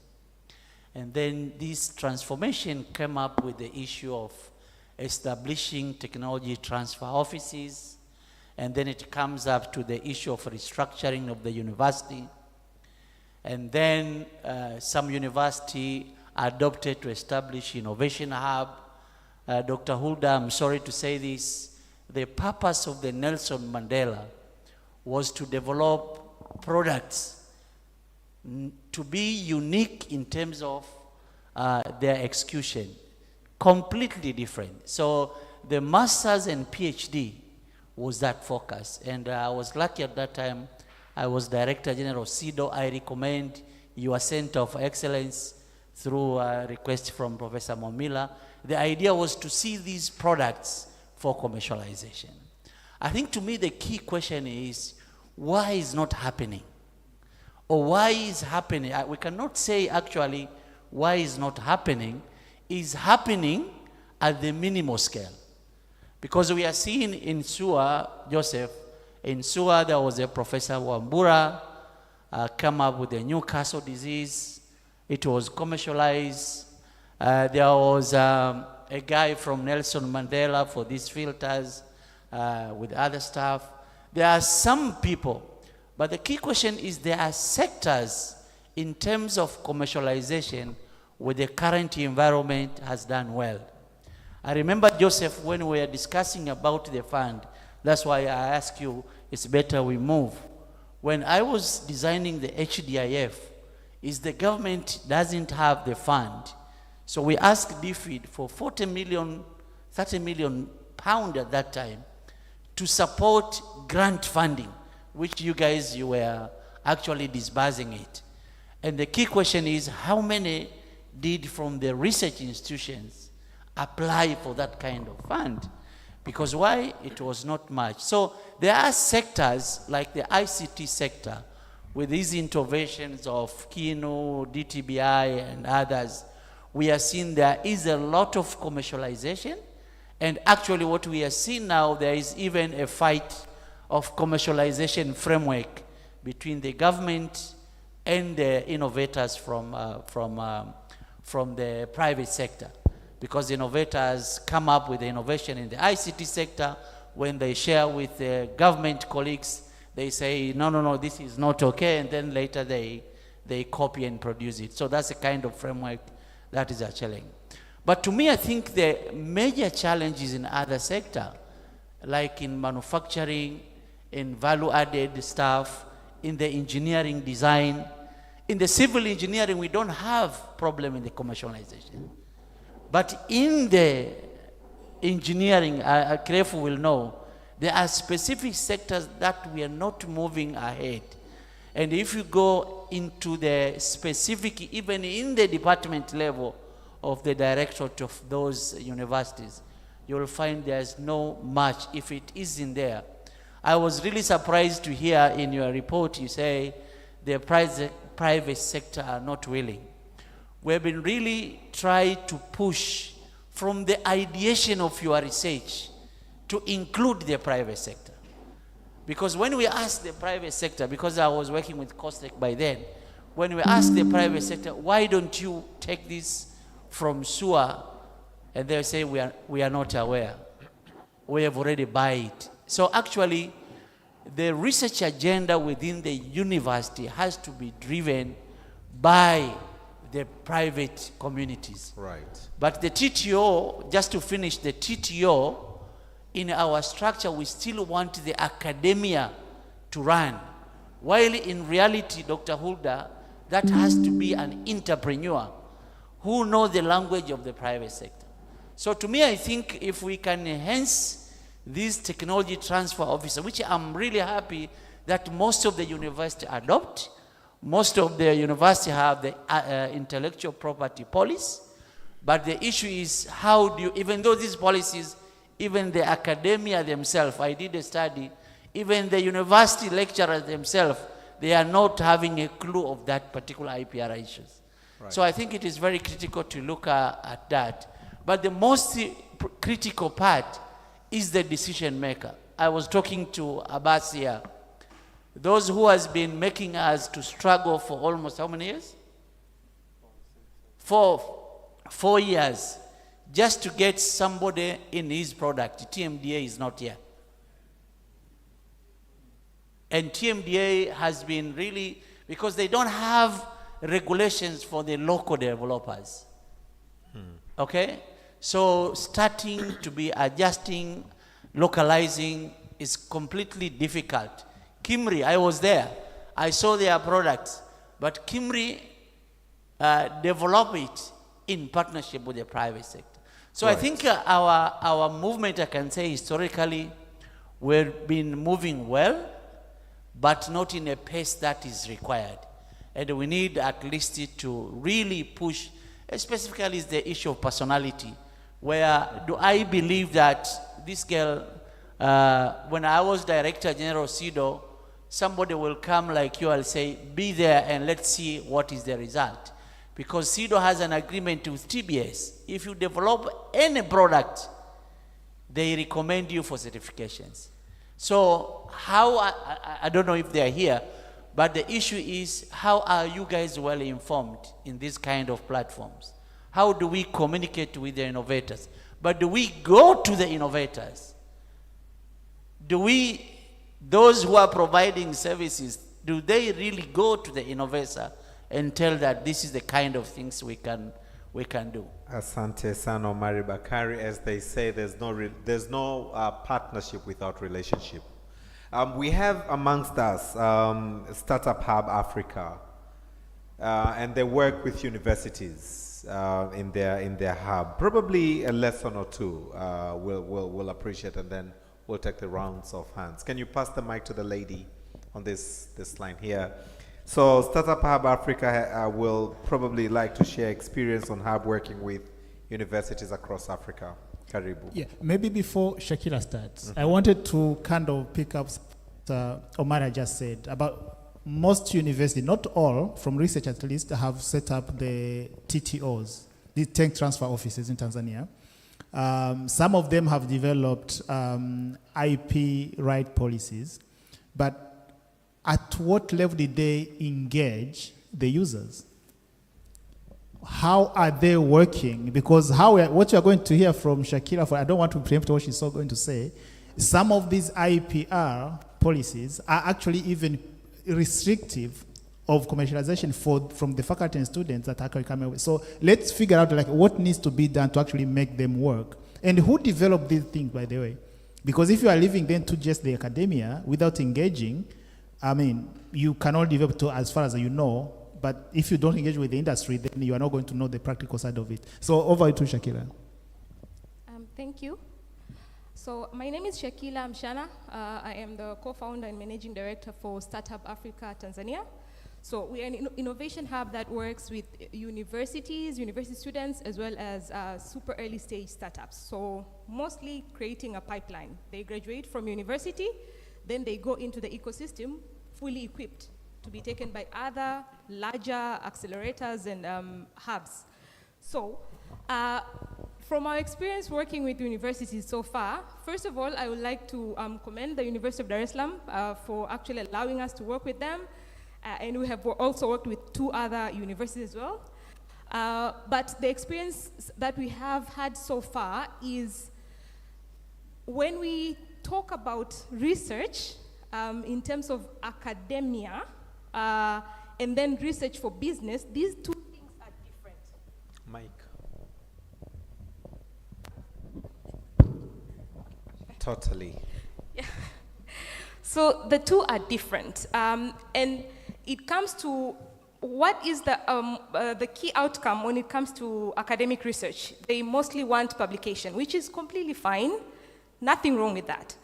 But when it comes to doing research for a business, which when we go into universities, this is what we are trying to do. We want to make sure that the ideas that students have turn into actual businesses. The end result there is to have an actual business. So an experience with one university, we had a conversation with them. They said, it's totally fine, you can come and train our students and coach them for 2 months or something. And then we are happy for them to actually commercialize the ideas during the project period, the project work, and then individual projects as well. We went in, their students were amazing. The ideas that they had, amazing. Then we did a whole research because, as I mentioned, the business research is a little bit different. You have to go talk to users. You have to do market research. It's a lot of iterations that are involved, a lot of operations, complexities that are involved there. We done all of that, and then at the end of the day, when it came to now, we have landed on amazing solutions. The job here is now to actually make them actual businesses. The students went back to their professors, and the professors said, no, we have our own research topics for you, put this aside. Students were completely discouraged and disappointed. They came to us and told us, so, thank you. We love what you have given us. But at the end of the day, we have to look at our grades. We have to graduate. We can't do two things at the same time because, again, as I mentioned, with a business, it's a lot of operational complexities that are involved. So taking on the academic side of things and then taking on a business at the same time wasn't something they could do. Very few of them actually decided, yes, I'll do both. And they suffered a little bit in the academics. Right. So, so what we did was, right now, we're trying to have a conversation with the universities to see if we actually want to do commercialization at universities. It's really important that the actual research, the topics even, how they come up with the topics, has to be informed with the actual problems that are in the community that students want to solve already. And with that, look at the time. How much time do students have to actually work on so many things that they already have or you're giving them as professors and lecturers? How can they divide their time? As you wind up? Yeah. And then the other part is speed. When it comes to startups and businesses, speed is everything. You can't take so much time doing research, trying to find out tiny, tiny things while your users are out there and these are the people that are paying. You really have to go out there, test with them, come back, iterate, test with them. So it's really important to look at the speed factor. So two things, speed and then the people we are discussing here. Everything is related to a student. If it's a student that we're talking about, how much time do they have to actually create things at the same time do well in the academic side of things, their grades suffering?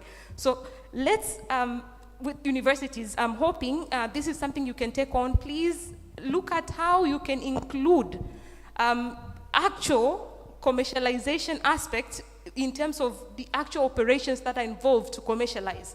Not looking at it from the perspective of, yeah, they do research and quickly then they'll just commercialize. People have to buy, and people to buy, you need to go out there. There's a lot of things involved in that. Thank you. Asante sana. Let's give a round of applause as well. Good work. They say never get tired of doing a good thing. Dr. Olomi, I've brought the mic to you specifically, and Joel, please allow me to go on to the second part and final part. We are left with about 20 minutes or less. But basically to understand now from all this conversation that has been going on in the room, Dr. Olomi, and then we'll go to Doctor next to you. But how then do we streamline technology transfer mechanism and licensing agreement?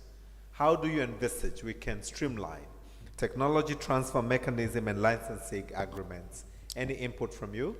Yes, thank you very much. Good afternoon, everybody. My name is Donat Olomi from IMED, which is a consulting company dealing also with startups and the innovation and entrepreneurship ecosystem strengthening.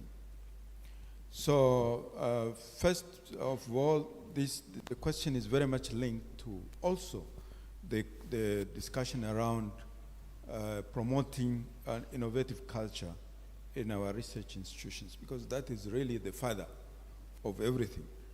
And I just want to add there that in addition to the training, awareness building, we need to look at how we appoint leaders at different levels in our research and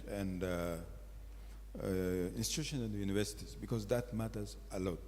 Is this someone who has the inclination, the motivation, the attitude to support to build an innovation ecosystem within the institution and to link the institution to the market. So that is extremely important.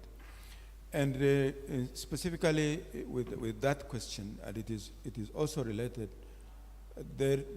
because the incentive system within the research institutions and universities And this is very key. We have to tilt the incentive systems, incentive structures to support innovation and commercialization of innovations. And one way of doing that is to direct research funds to types of research that are linked to innovation.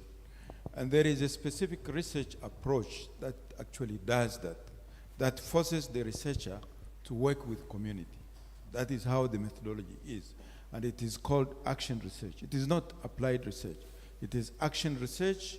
With action research, you can actually produce your theoretical output, you can publish. At the same time, you are solving a practical problem through a collaborative approach. It's called action research. You can Google it.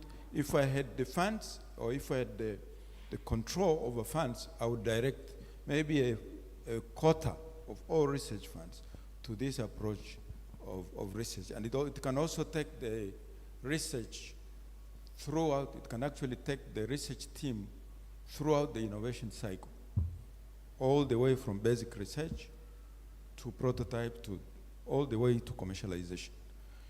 So that is my second point. And the last one is the link between the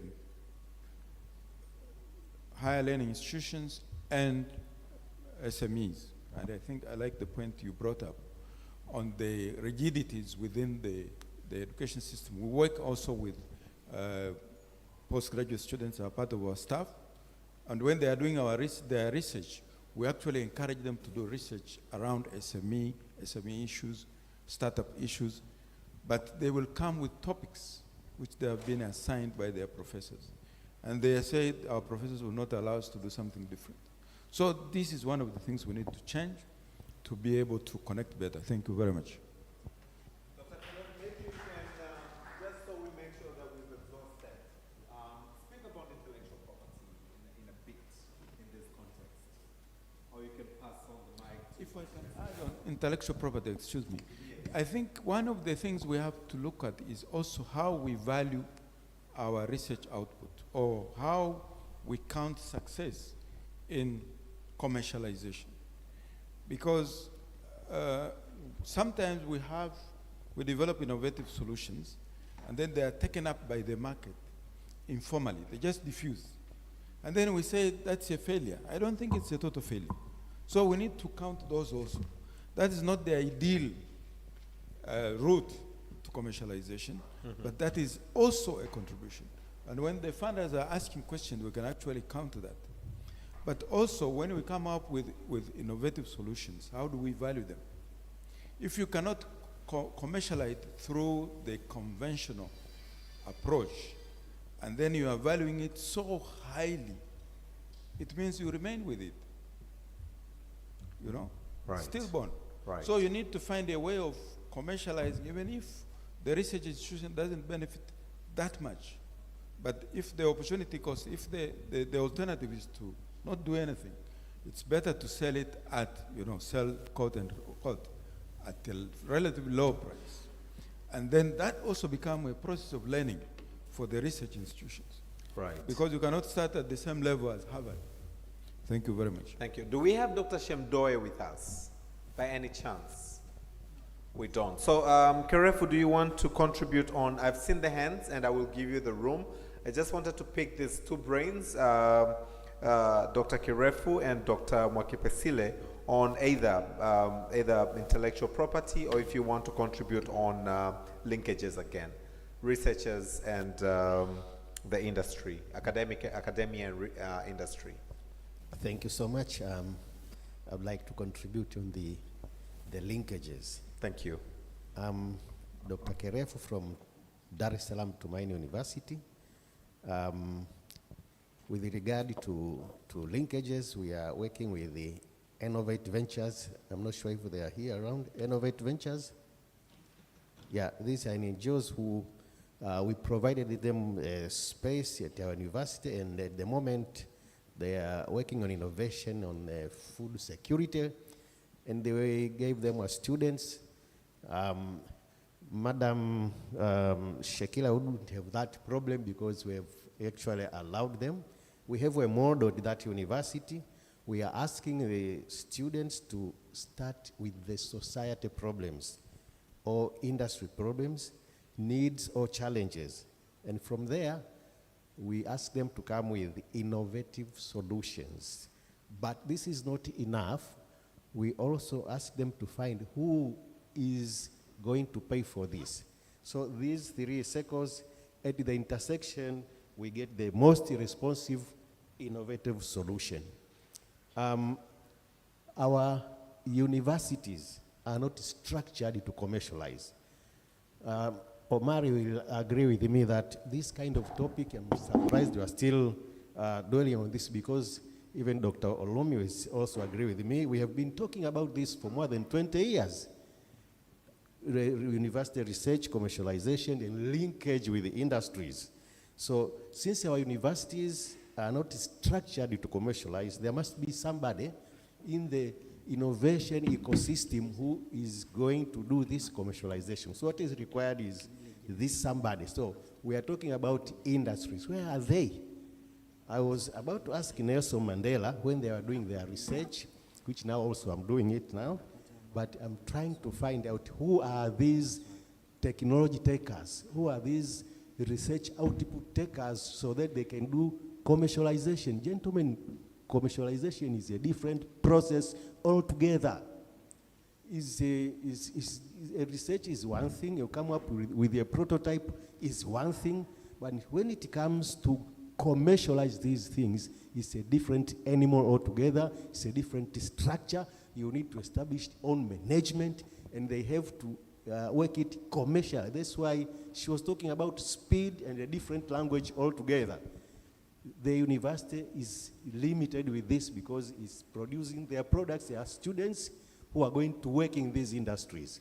So when we talk about research output, university research output, commercialization, the emphasis is in the link. Who is going to do this commercialization? This is what is happening in developed countries. Right. The question is, in our country, where are these industries to do this commercialization? This is the question. This is the research that we have to do.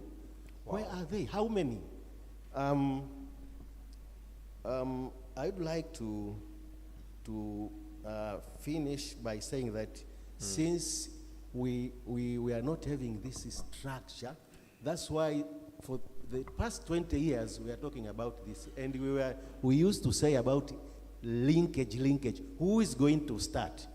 Is the industries or the universities? Asante sana. Can you pass the mic to Mwaki Pasile, and then I will take my 3 hands, and then we'll wrap up.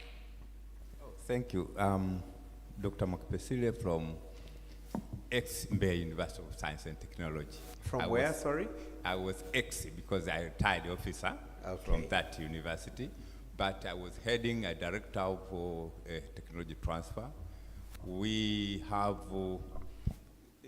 several people have already talked about it. The problem of commercialization also include the IP. We have not yet, as universities, to develop a good IP which can be taken directly to the commercialization. Because of the, what we call it, win-win situation. The innovators, what they have to benefit from that, and how we can go about it. And I think the COSTECH, they can make the IPs for the, to harmonize the IP for the universities so that can be common, instead of having everyone IP policy and the IP policy, so that one can make difficult to commercialize many of our product. From the experience which I have already made, and we worked a lot, and we have the space. We in the university, we developed a CIT center at Mbeya University of Science and Technology, 2019. It's not much well developed, but we succeeded to have different innovators and incubations and so forth. The problem is IP. IP. Doctor, do you think that could be the reason why it's a bit of a challenge for many private people or researchers in the private sector to work with academia? Exactly. Because of the IPs? The IPs are not very well stipulated, so it's not in the beneficial or in a friendly manner so that the private sector can enter and can take up. Absolutely. Yeah. All right. Thank you so much. So I'd seen a couple of hands. Let's do 3, 4 hands, and then, whoa, there are very many hands.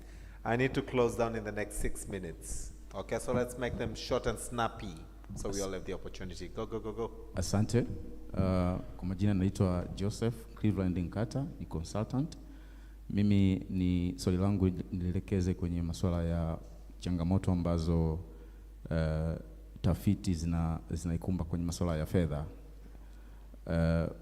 Aliwahi kuwa rais wa Stanford, John Hennessy, aliwahi kuulizwa kwamba pamoja na kuwa chuo cha Stanford kina fedha, lakini bado matajiri wakubwa na foundation kubwa zinapeleka pale fedha, na at the same time kuna vyuo vina staff kutafuta fedha. Yeye akasema ni kwa sababu ya maono walionayo Stanford, wana fight for the problems of the global challenges. Tuje kwenye commercialization sasa ya hizo innovations ambazo zinafanywa na vyuo vikuu. Mimi nafikiri njia rahisi sana ya commercialize innovations ni kuhakikisha hizi innovations zinaenda kujibu maswali ya jamii. Asante sana. Asante sana, mchango mzuri, lakini tunarudi pale kwa dada yetu. Please pass the mic to the lady in front of you. Tunaenda huko, tunakata kona, tunarudi hapa, tunafunga. Huyo ambao nataka discuss global challenges, regional, local challenges, ndio huyo na research zake ambazo zinamtaka apate scores ili aweze kugraduate. Please, karibu. Asante. My name is Pamela Chogo, and here carrying many hats. First, I'm a lecturer from the Institute of Accountancy, Arusha. Asante. But also, I'm a PhD candidate from the Nelson Mandela African Institution of Science and Technology, hence a researcher. But I also serve as an incubator manager at the Institute of Accountancy, Arusha. But I also serve as an innovator, having several innovations in place. Congrats. So this conversation has been very important for me. And first, I have a question from what was shared from Kenya. I really wish to know how you've done the mindset shift, because that is one of the biggest challenges I see in both the academicians, but also the students. If I had time, I would share a lot of experience about the academicians. I've been in academic for 16 years now, but also with the students that we are trying to serve through the incubator. We are there to assist, but they don't show up. But also, as a lecturer, we do teaching, research, and consultancy. But most of us concentrate on the teaching. And maybe that is why there are not many here, because they are busy teaching and marking. Right. So I don't know how we can move from there. As a PhD candidate, when I was starting my PhD, I said I wanted to have results that would be transformational. And I don't want my research work to end in publications. So I'm researching on, I'm happy to see people from IITA. In fact, he was one of the people I interviewed. I'm working on creating a solution of offering knowledge on aflatoxin contamination. So I'm building a machine learning chatbot that is helping to serve the community. So I always wish that after I've done that, what will be next? But what I came to realize is what we do as in my PhD, as a researcher in academics, is too much. It doesn't fit in the community. Right. The app that I have, there's nobody to sell it to, because they don't need all that. But at the end of the day, I decided to work on something that, unfortunately, like what Shakila mentioned, by the way, she's my student, I reached the point where I decided, okay, now I have to concentrate on my studies, and this innovation has to wait. Because for me to graduate, I can't present that this solution is now being used by the traction. It's not needed in my PhD.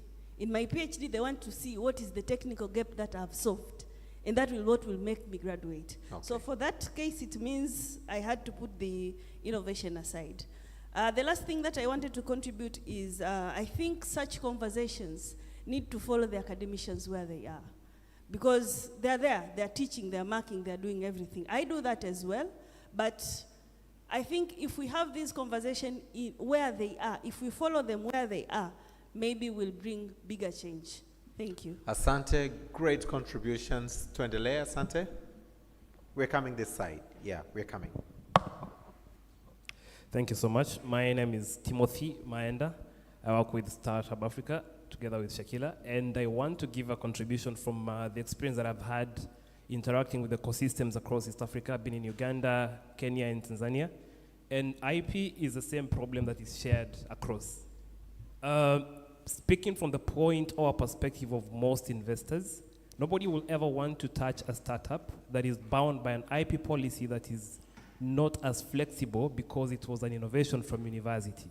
So my input that I want to put, especially to a challenge to universities, so that when you're making policies or you're trying to adopt progressive policies, let's think of how we can balance the interests of the university, because we understand that is the hub where the innovations have come from, but also appreciating the fact that as much as we want to move into commercialization, modern ways of looking at commercialization could also mean getting or seeking investment from other investors, and what will be the impact of me as an investor coming in an IP policy whereby the university is owning 50%. So that means whatever I'm putting in, I have to factor that. So please, I will recommend or request that if we can also have a good negotiation and transparency option, because most policies in universities, you are automatically bound by the policy by the virtue that you are a student at that university at the time when you are doing the innovation. Thank you so much. It's not the case only when you're a student, but also even when you're not a student, it's the same case. Wow. I know of a friend who's writing books through University of Dar es Salaam, and it's the same case, IP. You have something to contribute, Miss, or should I? Yes, thanks. My name Keep is... it snappy. My name is Dr. Nema Robert from University of Dar es Salaam Business School. I'm a lecturer there. So this conversation also hit me as a researcher, but also thinking of students who I'm also coaching, actuary students who do research and come up with innovative insurance products. And when they come to me, some of the challenges which they mention include the IP. It's always number one. Like this product is going to belong to who? Is it going to be mine? Is it the universities? So that's one of the major challenge. Of course, the legal requirements, the policies within the university, but also across the country. They also have the fear of the unknown, the market acceptance. Is it going to be accepted? The issue of competition and things like that. And normally they are not aware, like, where should they go? Who should they approach to help them with the process of investing on the time, resources, and things like that.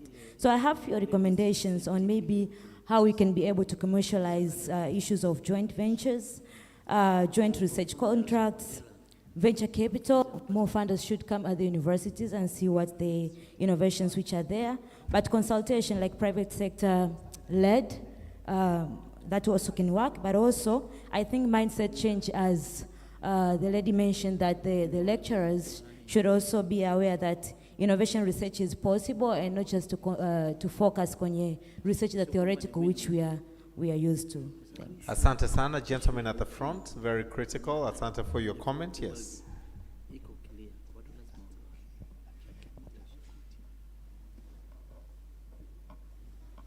Asante kwa mchango wako. Karibu. Thank you. So my name is Sande Namgoba. I am from a law firm that's called Drive & Co. I practice IP and tech. I wanted to add on what the two are saying in terms of intellectual property. We can talk of commercialization, we can talk of research and development, but then again, I feel like if we don't talk of the regulatory environment that is now available, especially in Tanzania, we are missing out. Now, when you are commercializing, yes, you can look at, let's say, the IPR policies of the universities now. Look at what University of Dar es Salaam has. Look at Open University, for example. It highlights in terms of what you get, let's say, and someone who comes up with a product from the research and development, then they get, let's say, 60. I think it was 60, yes, and 40 remains But then again, you look at our laws, look at the Trademarks and the Trademark Services Act, 1986, the Patent Act, 1987. Yes, we are looking into, there's been talk of the national IP policy. We talk of the policies of the university for IPRs, but like the one of university refers to the laws that are current, but they are revised versions, but then they hinder the commercialization in the sense that when now you are bringing your product, let's say, out there to the market. I was talking of valuation. How do you evaluate, let's say, your trademark certificate that says you own this, or your patent certificate? Do we have valuers? No, we don't. But then again, you go towards, let's say, what Kenya.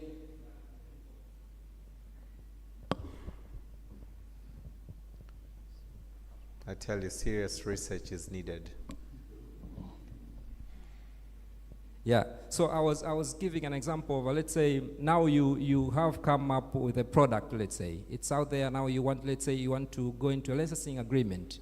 How do you value it? You want to commercialize, yes, let's say you want to let's say in Kenya, for example, they have what's called the Movable and Securitization Act, something of that sort.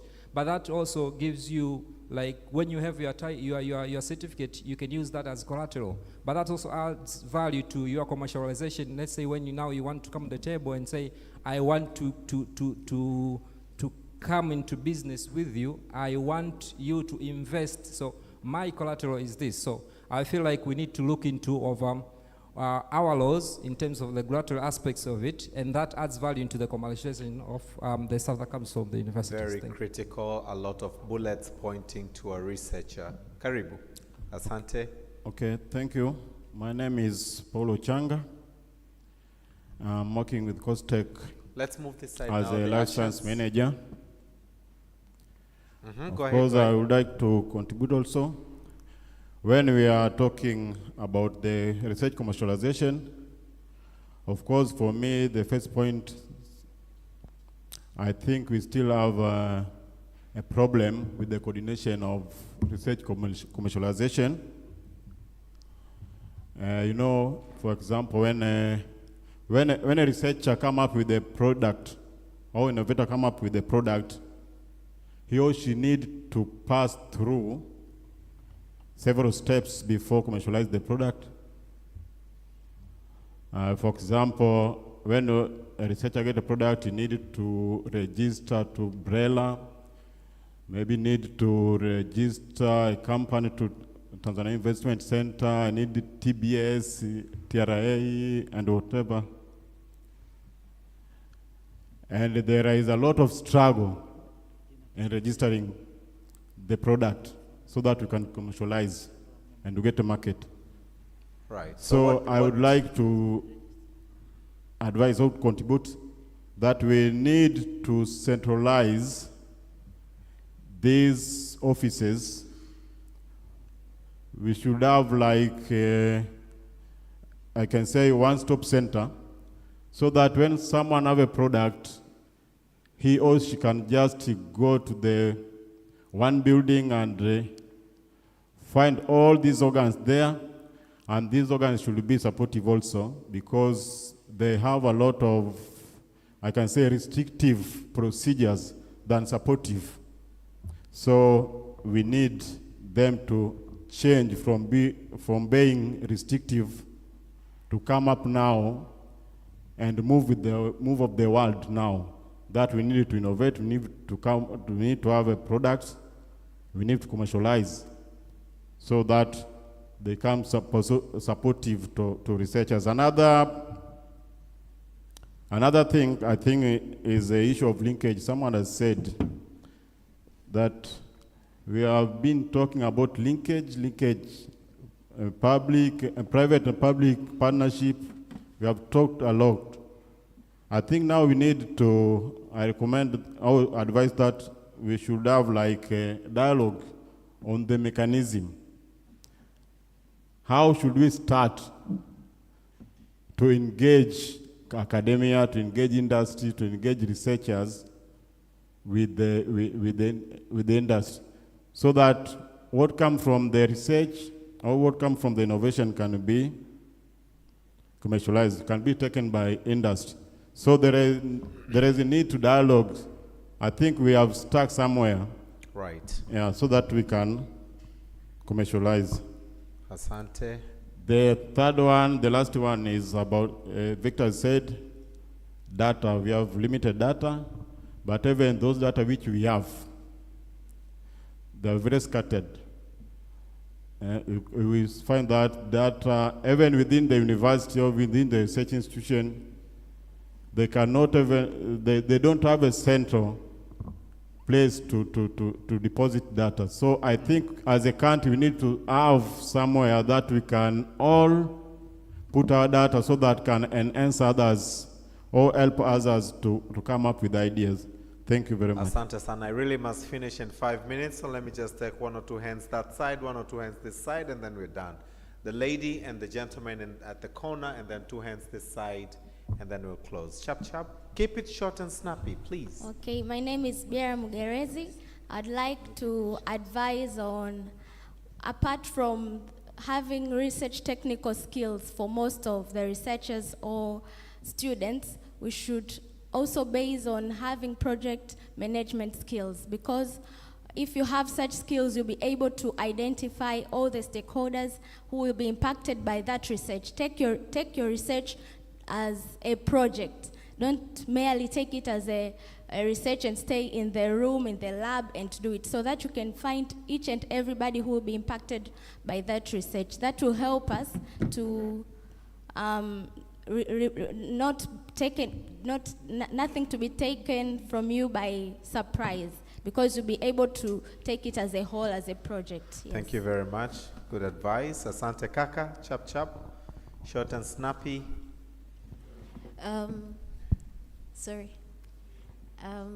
I wanted to add an advice towards previous speakers that have contributed. Well, I've learned a lot, but also my advice is upon we should be the ones to advertise more of the products for the startups and innovators that have been on brand, so that we, after, besides doing the advertisement, it would also enforce into the internal and external market. So if we are not the ones to believe in what we produce in, what others would also believe in us. So my aim is advertisement and believing on the brands that the innovators or startups are producing to the internal and external market. How would they penetrate? We are the ones to believe first and empower them. Thank you. Asante sana. Gentlemen. Okay, my name is Tornaben from Kitivo Group.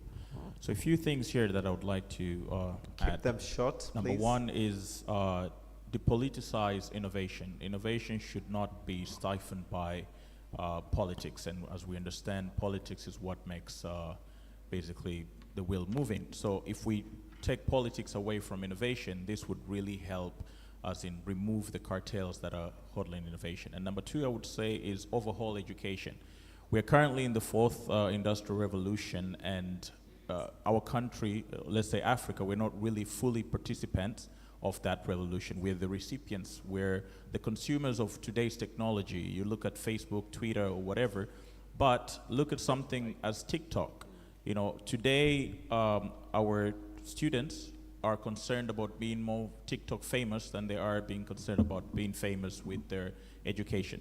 So if we overhaul our education system and think outside the box and think, where's the education system going to be 20 years from now, AI is telling us that almost 40% of the jobs that we have today will be obsolete in the next 20 years. So what degrees are we really giving these kids if in 20 years they won't have any jobs to work with?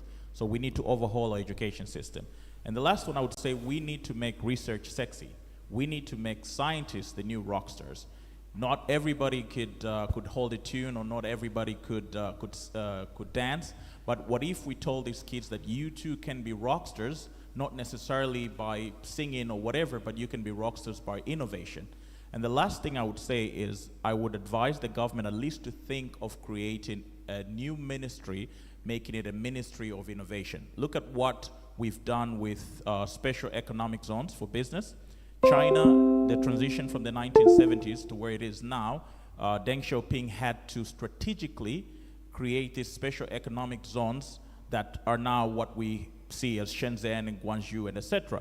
But they had to think outside the box and say, okay, we're going to put the politics away and do this. So we need to do the same thing for innovation. Create a Ministry of Innovation, create special innovation zones, and then incentivize both the private sector and incentivize the government sector. And Doctor, you said something about incentivize.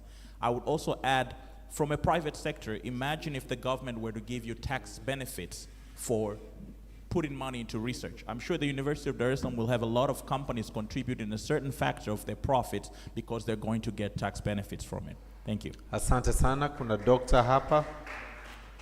Naomba Dr. Chapchap kwa kifupi kama ulivyoandika. So I have two comments. I'm Juliana Machuve from the University of Dar es Salaam. So one point is insisting on collaboration among the actors within the ecosystem. We've seen all these challenges that have been said about, but how do we go about it? So, for example, if I'm at the University of Dar es Salaam and there's that challenge of marking and whatever, like Pamela said, but you know someone within the ecosystem, they have that opportunity to perform better or have resources that you don't have. I think we should have that heart of collaborating and not just hold and say, these are my incubatees from Dar es Salaam. So reach out there, connect them. For example, there are some students that I've connected to CEDO Incubator. I know they have more premises and workshops and so forth. And also for the students also to see the projects. Shakila, like you have said, maybe we can't reinvent or invent the wheel of our education system. It takes time to revamp the curriculum and so forth. But what are the short-term things that you can do meanwhile? So try to tell also the students to think outside the box. Even if they think that the research is for the research, not for the business, but they can see that we are insisting on doing multidisciplinary research. So even if it's a social innovation, but maybe the candidate is an engineer, or she or he can see and give an input also from the perspective of an engineer within that same project. And she can also be accredited for that. And also for the issue of IP, it has been talked about, and we have policies within our institutions and so forth. But I think we shouldn't just end up at the policy level. We should also go deep down on how do we implement those policies. So what are the operational tools that we have in hands within our institutions, and also the awareness to different staff, students, also the industry about it, and the aspect of involving them prior starting even doing the research. Thank you. Thank you very much, Dr. Nashkuru. Two final hands from this side. I have one in the middle and one at the far end. Number chap, lakini also as they pass the mic. This today marks the end of Innovation Week 2024 here at the JNICC. We have the first session in the morning at 8 o'clock at Kibo, ballroom at Hayat, looking onto the policies, and then the closing ceremony in the evening. So please take a note that there will be no activities tomorrow here at the JNICC to as far as the Innovation Week 2024 is concerned. Please keep it short. My name is Yaya Bubero Kagambo, graduate from the University of Dodoma, Bachelor of Arts in International Relations, and it's a great opportunity, research and innovation, and it brings about the sense of to bring in the sense of youth development. Last week I met with the Ambassador of Russia in Tanzania, His Excellency Mr. Andre, and he said in order for innovation to be reached in full capacity, not only about the master's degrees and PhD holders, but the youth and recent graduates should be interlinked, and in the involvement of non-governmental organizations, private sectors, and also the civil society to go to the universities and to tell them and the graduates and the students in order to participate them fully, in order to get the opportunity to be part and parcel of the process of innovation and research. Thank you very much. Yes. Quickly. Okay. Yeah. Then pass the mic to the far end gentleman who's the last speaker for the day, and then Joe will come to tell us the way forward. far end, yes. Where we are, Paul? Okay, Yeah? good evening. My name is Josephat Magina. I work with VETA. I also a program director for Wazawa College of Arts, Media and Design. I want to contribute on the linkages between researchers and industrial business commercialization. I heard some contributors said it is very difficult to find the partners or stakeholders to participate in research for commercialization. I want to assure them maybe we at VETA, we have various stakeholders that we collaborate with them. For instance, we have mining industries from maybe Shinyanga. We have those hotels, industries, experts or owners. We have also mechanical automotives that we collaborate with them to offer the trainings. We call it apprenticeship. Apprenticeship is a type of training in which students, training institutions collaborate with the industries. We offer maybe 10 weeks to the industry, 7 weeks to the training institutions. They also pay those students. So these research experts from higher institutions, they can also find that way in collaborating them. The other thing is also maybe this I can recommend. You know, in our universities, we don't have a clear policy to make this one very clear. How can I be guided by the person who is also the product, who is incapable to guide me, maybe? So it's very difficult. I'm the one who I was doing master's degree in the University of Dar es Salaam. I have a research that is guiding me maybe to produce a clear product for the commercialization. But I didn't get any help. I wasn't told, but if you do this one, you cannot go that way. So blending of my studies, I also decided to join the other university for the other course so that I can get that skill. So maybe I can recommend university to have a clear directorate, not only department or section.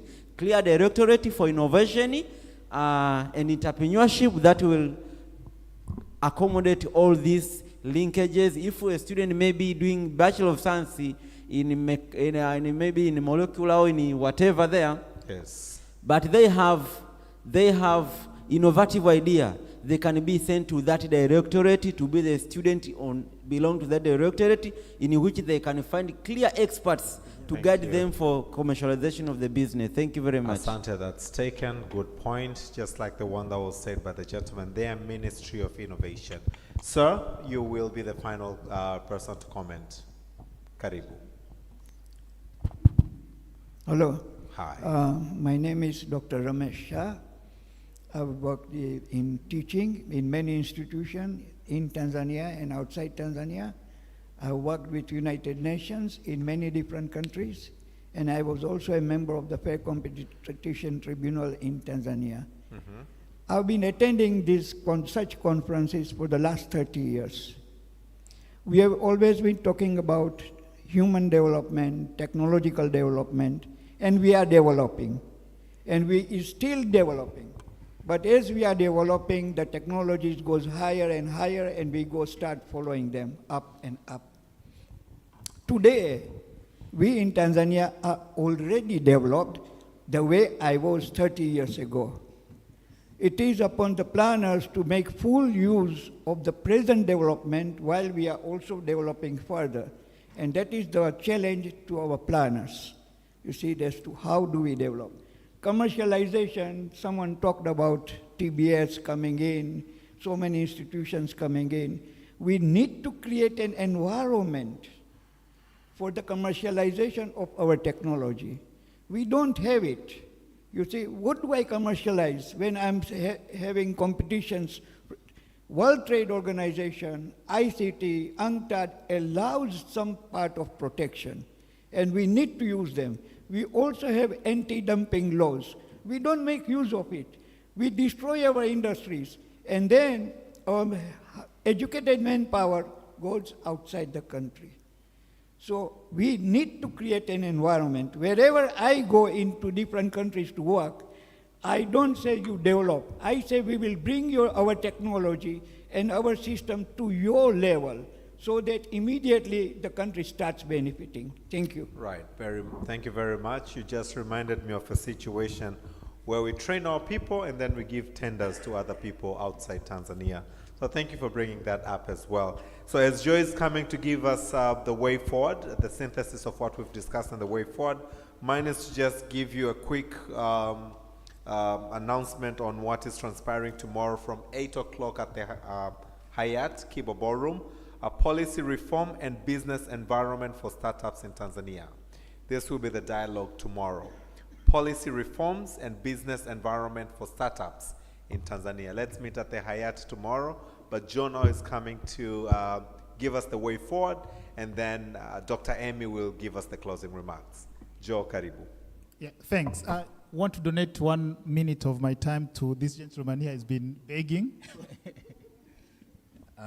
Good afternoon, everyone. My name is Abbas, founder of LabX Technologies, and personally, I think that for the policies to apply in research organizations and university level as well, I think what we want from you guys should be included in your KPIs. Like, for example, if we're talking about how many innovations you've or research that you've commercialized, or how many research have not been kept on the shelf. So I think that is quite important, and I think it's also nice to not only look at the end of patenting from research to patent, but rather we should also explore about patents that are about to expire and see how we can capitalize on that, and that's for everyone, the innovators, academic institutions, and research organizations. Thank you very much. I think there was a question to Dr. Amy. You are going to address it as you conclude. I think there was Pamela wanted to learn more about how did you manage to, how you're working towards changing the mindset, because I think that's the key issue. And if you hear what we've been discussing, I think that's still a central, I wouldn't call it challenge. I think we are moving, we are making progress, but as Omari said it, not at a pace that we would like to move, because trust me, the current environment doesn't allow us to be very complacent. I always challenge universities. You are churning out thousands and thousands of graduates every year, but I don't think you're actually doing us service, because you are creating a crisis outside there. So you need to help us actually avoid this kind of crisis. I'm not sure whether you feel proud when you meet your master's graduate riding a boda out in the street of Dar es Salaam. You shouldn't feel proud, right? So what can we do? I think it actually centers around how do you commercialize what we get out of there, the kind of research that we are doing, and how do we turn them into products. Well, this session was basically to be able to learn and exchange and understand like what opportunities are out there, but also what kind of challenges are we facing, but what can we do? I mean, in our own capacities, what can we contribute to make sure at least we make progress? And we've heard some of impressive examples, not very many. At least I'm glad to hear the success that Ruvumara Labs have actually secured with the University of Dar es Salaam partnership. We would like to hear more of those examples. We've had the partnership between IITA and A to Z, partnership that they actually result into AflaSafe, which is now in the market. We know a few cases from Nelson Mandela, but we would like to get many of those success stories so that we can be able to kind of take them. And we would like to also to kind of learn from what was done so that we can actually be able to replicate them. And we've been informed about so many hurdles. IP policies are still an issue. I think there was a challenge that was posed to COSTECH to see how they can help universities and higher learning institutions, probably even R&D Institute, to harmonize IP policies. Like, we shouldn't leave it to the individual university to actually come up with IP policies which are hindering innovation from the university. So maybe we need to have a conversation with COSTECH. Luckily enough, we have a partnership with COSTECH. We work together. So this year, there is actually an activity on research and commercialization. So we can probably sit down and see what can be done that can be able to help universities to actually be able to churn out so many things. And we've been told how some of the policies and practices within our institutions actually restricting rather than facilitating. And all that stems to what I think Omar was telling me here about being at most university being still a second generation, when we should be talking about fourth generation kind of universities. So I think that's what the kind of gap is, because and sometimes I kind of feel for university lecturers and faculty. I was there, that's where I started my career. And we kind of expect too much from them, but also we overburden them, and the institutions probably do not provide room for them to explore more outside the academia. And the kind of research that is done nowadays is actually what is funded, so I'm going to do exactly what you want me to do, not necessarily what is going to result into something which is going to go to the market.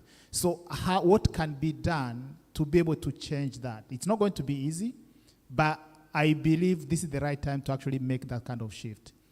How is it going to be done? I don't know. That's why we're having this kind of conversation, to see who can contribute toward that shift. So I don't want to take too much of your time.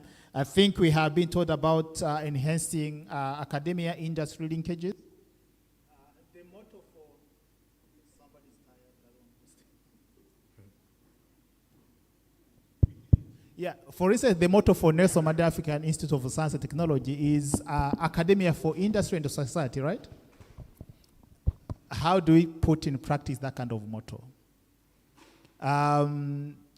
I'm not sure whether everything's working perfectly. I'm not picking on you guys, but I think there have been examples that show that probably there's something that needs to be done to improve. But it's a start. At least having a motto is a start. We need to hear that kind of mottos from other universities. But basically, go beyond the motto. Yeah. What do we do? Does it need some kind of upskilling of the university leadership, the faculty? Does it need a kind of exposure to what others are doing? Last year, in November, when I was in Nairobi for the Kenya Innovation Week, I met a gentleman. He's a Kenyan, an American Kenyan, who is at the University of Minnesota. He was telling me that every year they churn out 100 patents from faculty and students from the university. And they have a huge endowment fund which is actually commercializing most of these patents. And they get at least 25 startups every year out. And the university doesn't need money, basically, because they are making a lot of money from these kind of commercialization. So it's like, maybe we need to kind of connect to learn, like, what are you doing differently? Of course, there is a funding element, yes, but I believe we can do something with the little funding which is available. So it's just a matter of getting the knowledge. So all I'm saying right now, it's a begin that at least we called you, we sent you an email 2 days ago and you came. So that shows that there is willingness, right? So let's continue this discussion and let's see whether there's some kind of intervention that can come out of it, and see at least, even if we can have 2 universities setting up endowment funds or kind of setting up spin-off companies to commercialize some of the innovations, we are going to be lucky. We're going to be happy about that. Having said that, I think we are going to keep on engaging with you guys. We are going to have a few activities with COSTECH and probably with a few universities that we are going to start with pilot and see what can actually be piloted and demonstrated. So asanteni sana, let me pass the mic to Dr. Amy. Karibu sana. Wow. It's good to see that most of us are still here. It's the last day, the afternoon of the last day of the Tanzania Innovation Week. So I think we need to give ourselves a clap. I mean, it's yes. I was just telling her for Kenya Innovation Week, by Thursday, the rooms are empty. And no, everyone has gone, everyone has moved on to the next conference, the next agenda. So it's good to see all of us here. It means we have an interest and we are invested in this process. I'll just say 2 things, and Dr. Pamela, you'll forgive me, we'll probably have tea over that. But I think if you look at the statistics, by 2050, which is in 25 years, Africa's population will be about 25% of the world. And those statistics are probably provisional for now. And then I remember what one of the professors was saying. It's been 20 years of talking about this. So the question is, do we want to be convening here in 25 years or 20 years to say we've been talking about this? The professors have retired, probably will be retiring and saying the same thing. The question is, do we want to be here, again, talking about this? I think that's the first question. And then my other question is, if we look at those statistics, you know, how long will we remain consumers of other people's innovations? Yet we are investing a lot in our universities, in our students. You know, I don't know what the Tanzanian budget is for higher education, or even for education generally, because I mean, you came from secondary, primary, you came through a certain pathway. So you end up in the university, then you have to look for a job. But how long? How long will we remain consumers and just knowledge producers? I think that's my second question. And then the third question is, you know, when you ask the startups, whose companies are you developing? The question is, whose problems are we solving? We're solving our own problems. So my challenge is, let's own and define our own research agendas so that we're not depending on, you know, donor-driven or partner-driven research agendas that may not be responsive and adaptive to our own ecosystem. So that the lady, I think the lady has left, but she was saying that, you know, you go back to a professor and he tells you, no, we have a research agenda for you, not the one that your own immediate society has suggested or defined. Yeah, we need to shift from knowledge producers and consumers, and I think one way of doing that is adopting an entrepreneurial mindset. And like I said before, not all of us have to be entrepreneurs, but I think we're doing a big disservice, and we have a big responsibility within our higher education institutions for our communities and for the future generation. So let me just finish there, but also thank you all. Thank you to Funguo for welcoming us, for Costec, for staying on. They've been very consistent across all the meetings we've gone to, for our development partners, for the startups, the community here, the esteemed professors, everyone for really contributing actively and sharing very passionately about the future of Tanzania. We look forward to keeping ourselves engaged, coming back, sharing information and knowledge with Kenya and wider East Africa, and I think really with the rest of the region. Someone said the IP issues are very much the same. So we have a lot to learn and share and grow together. So thank you so much, asanteni sana. Niwatakie wote jioni njema. Have a very good evening, everyone. Let's meet tomorrow at the Hayat, 8 o'clock. Thank you.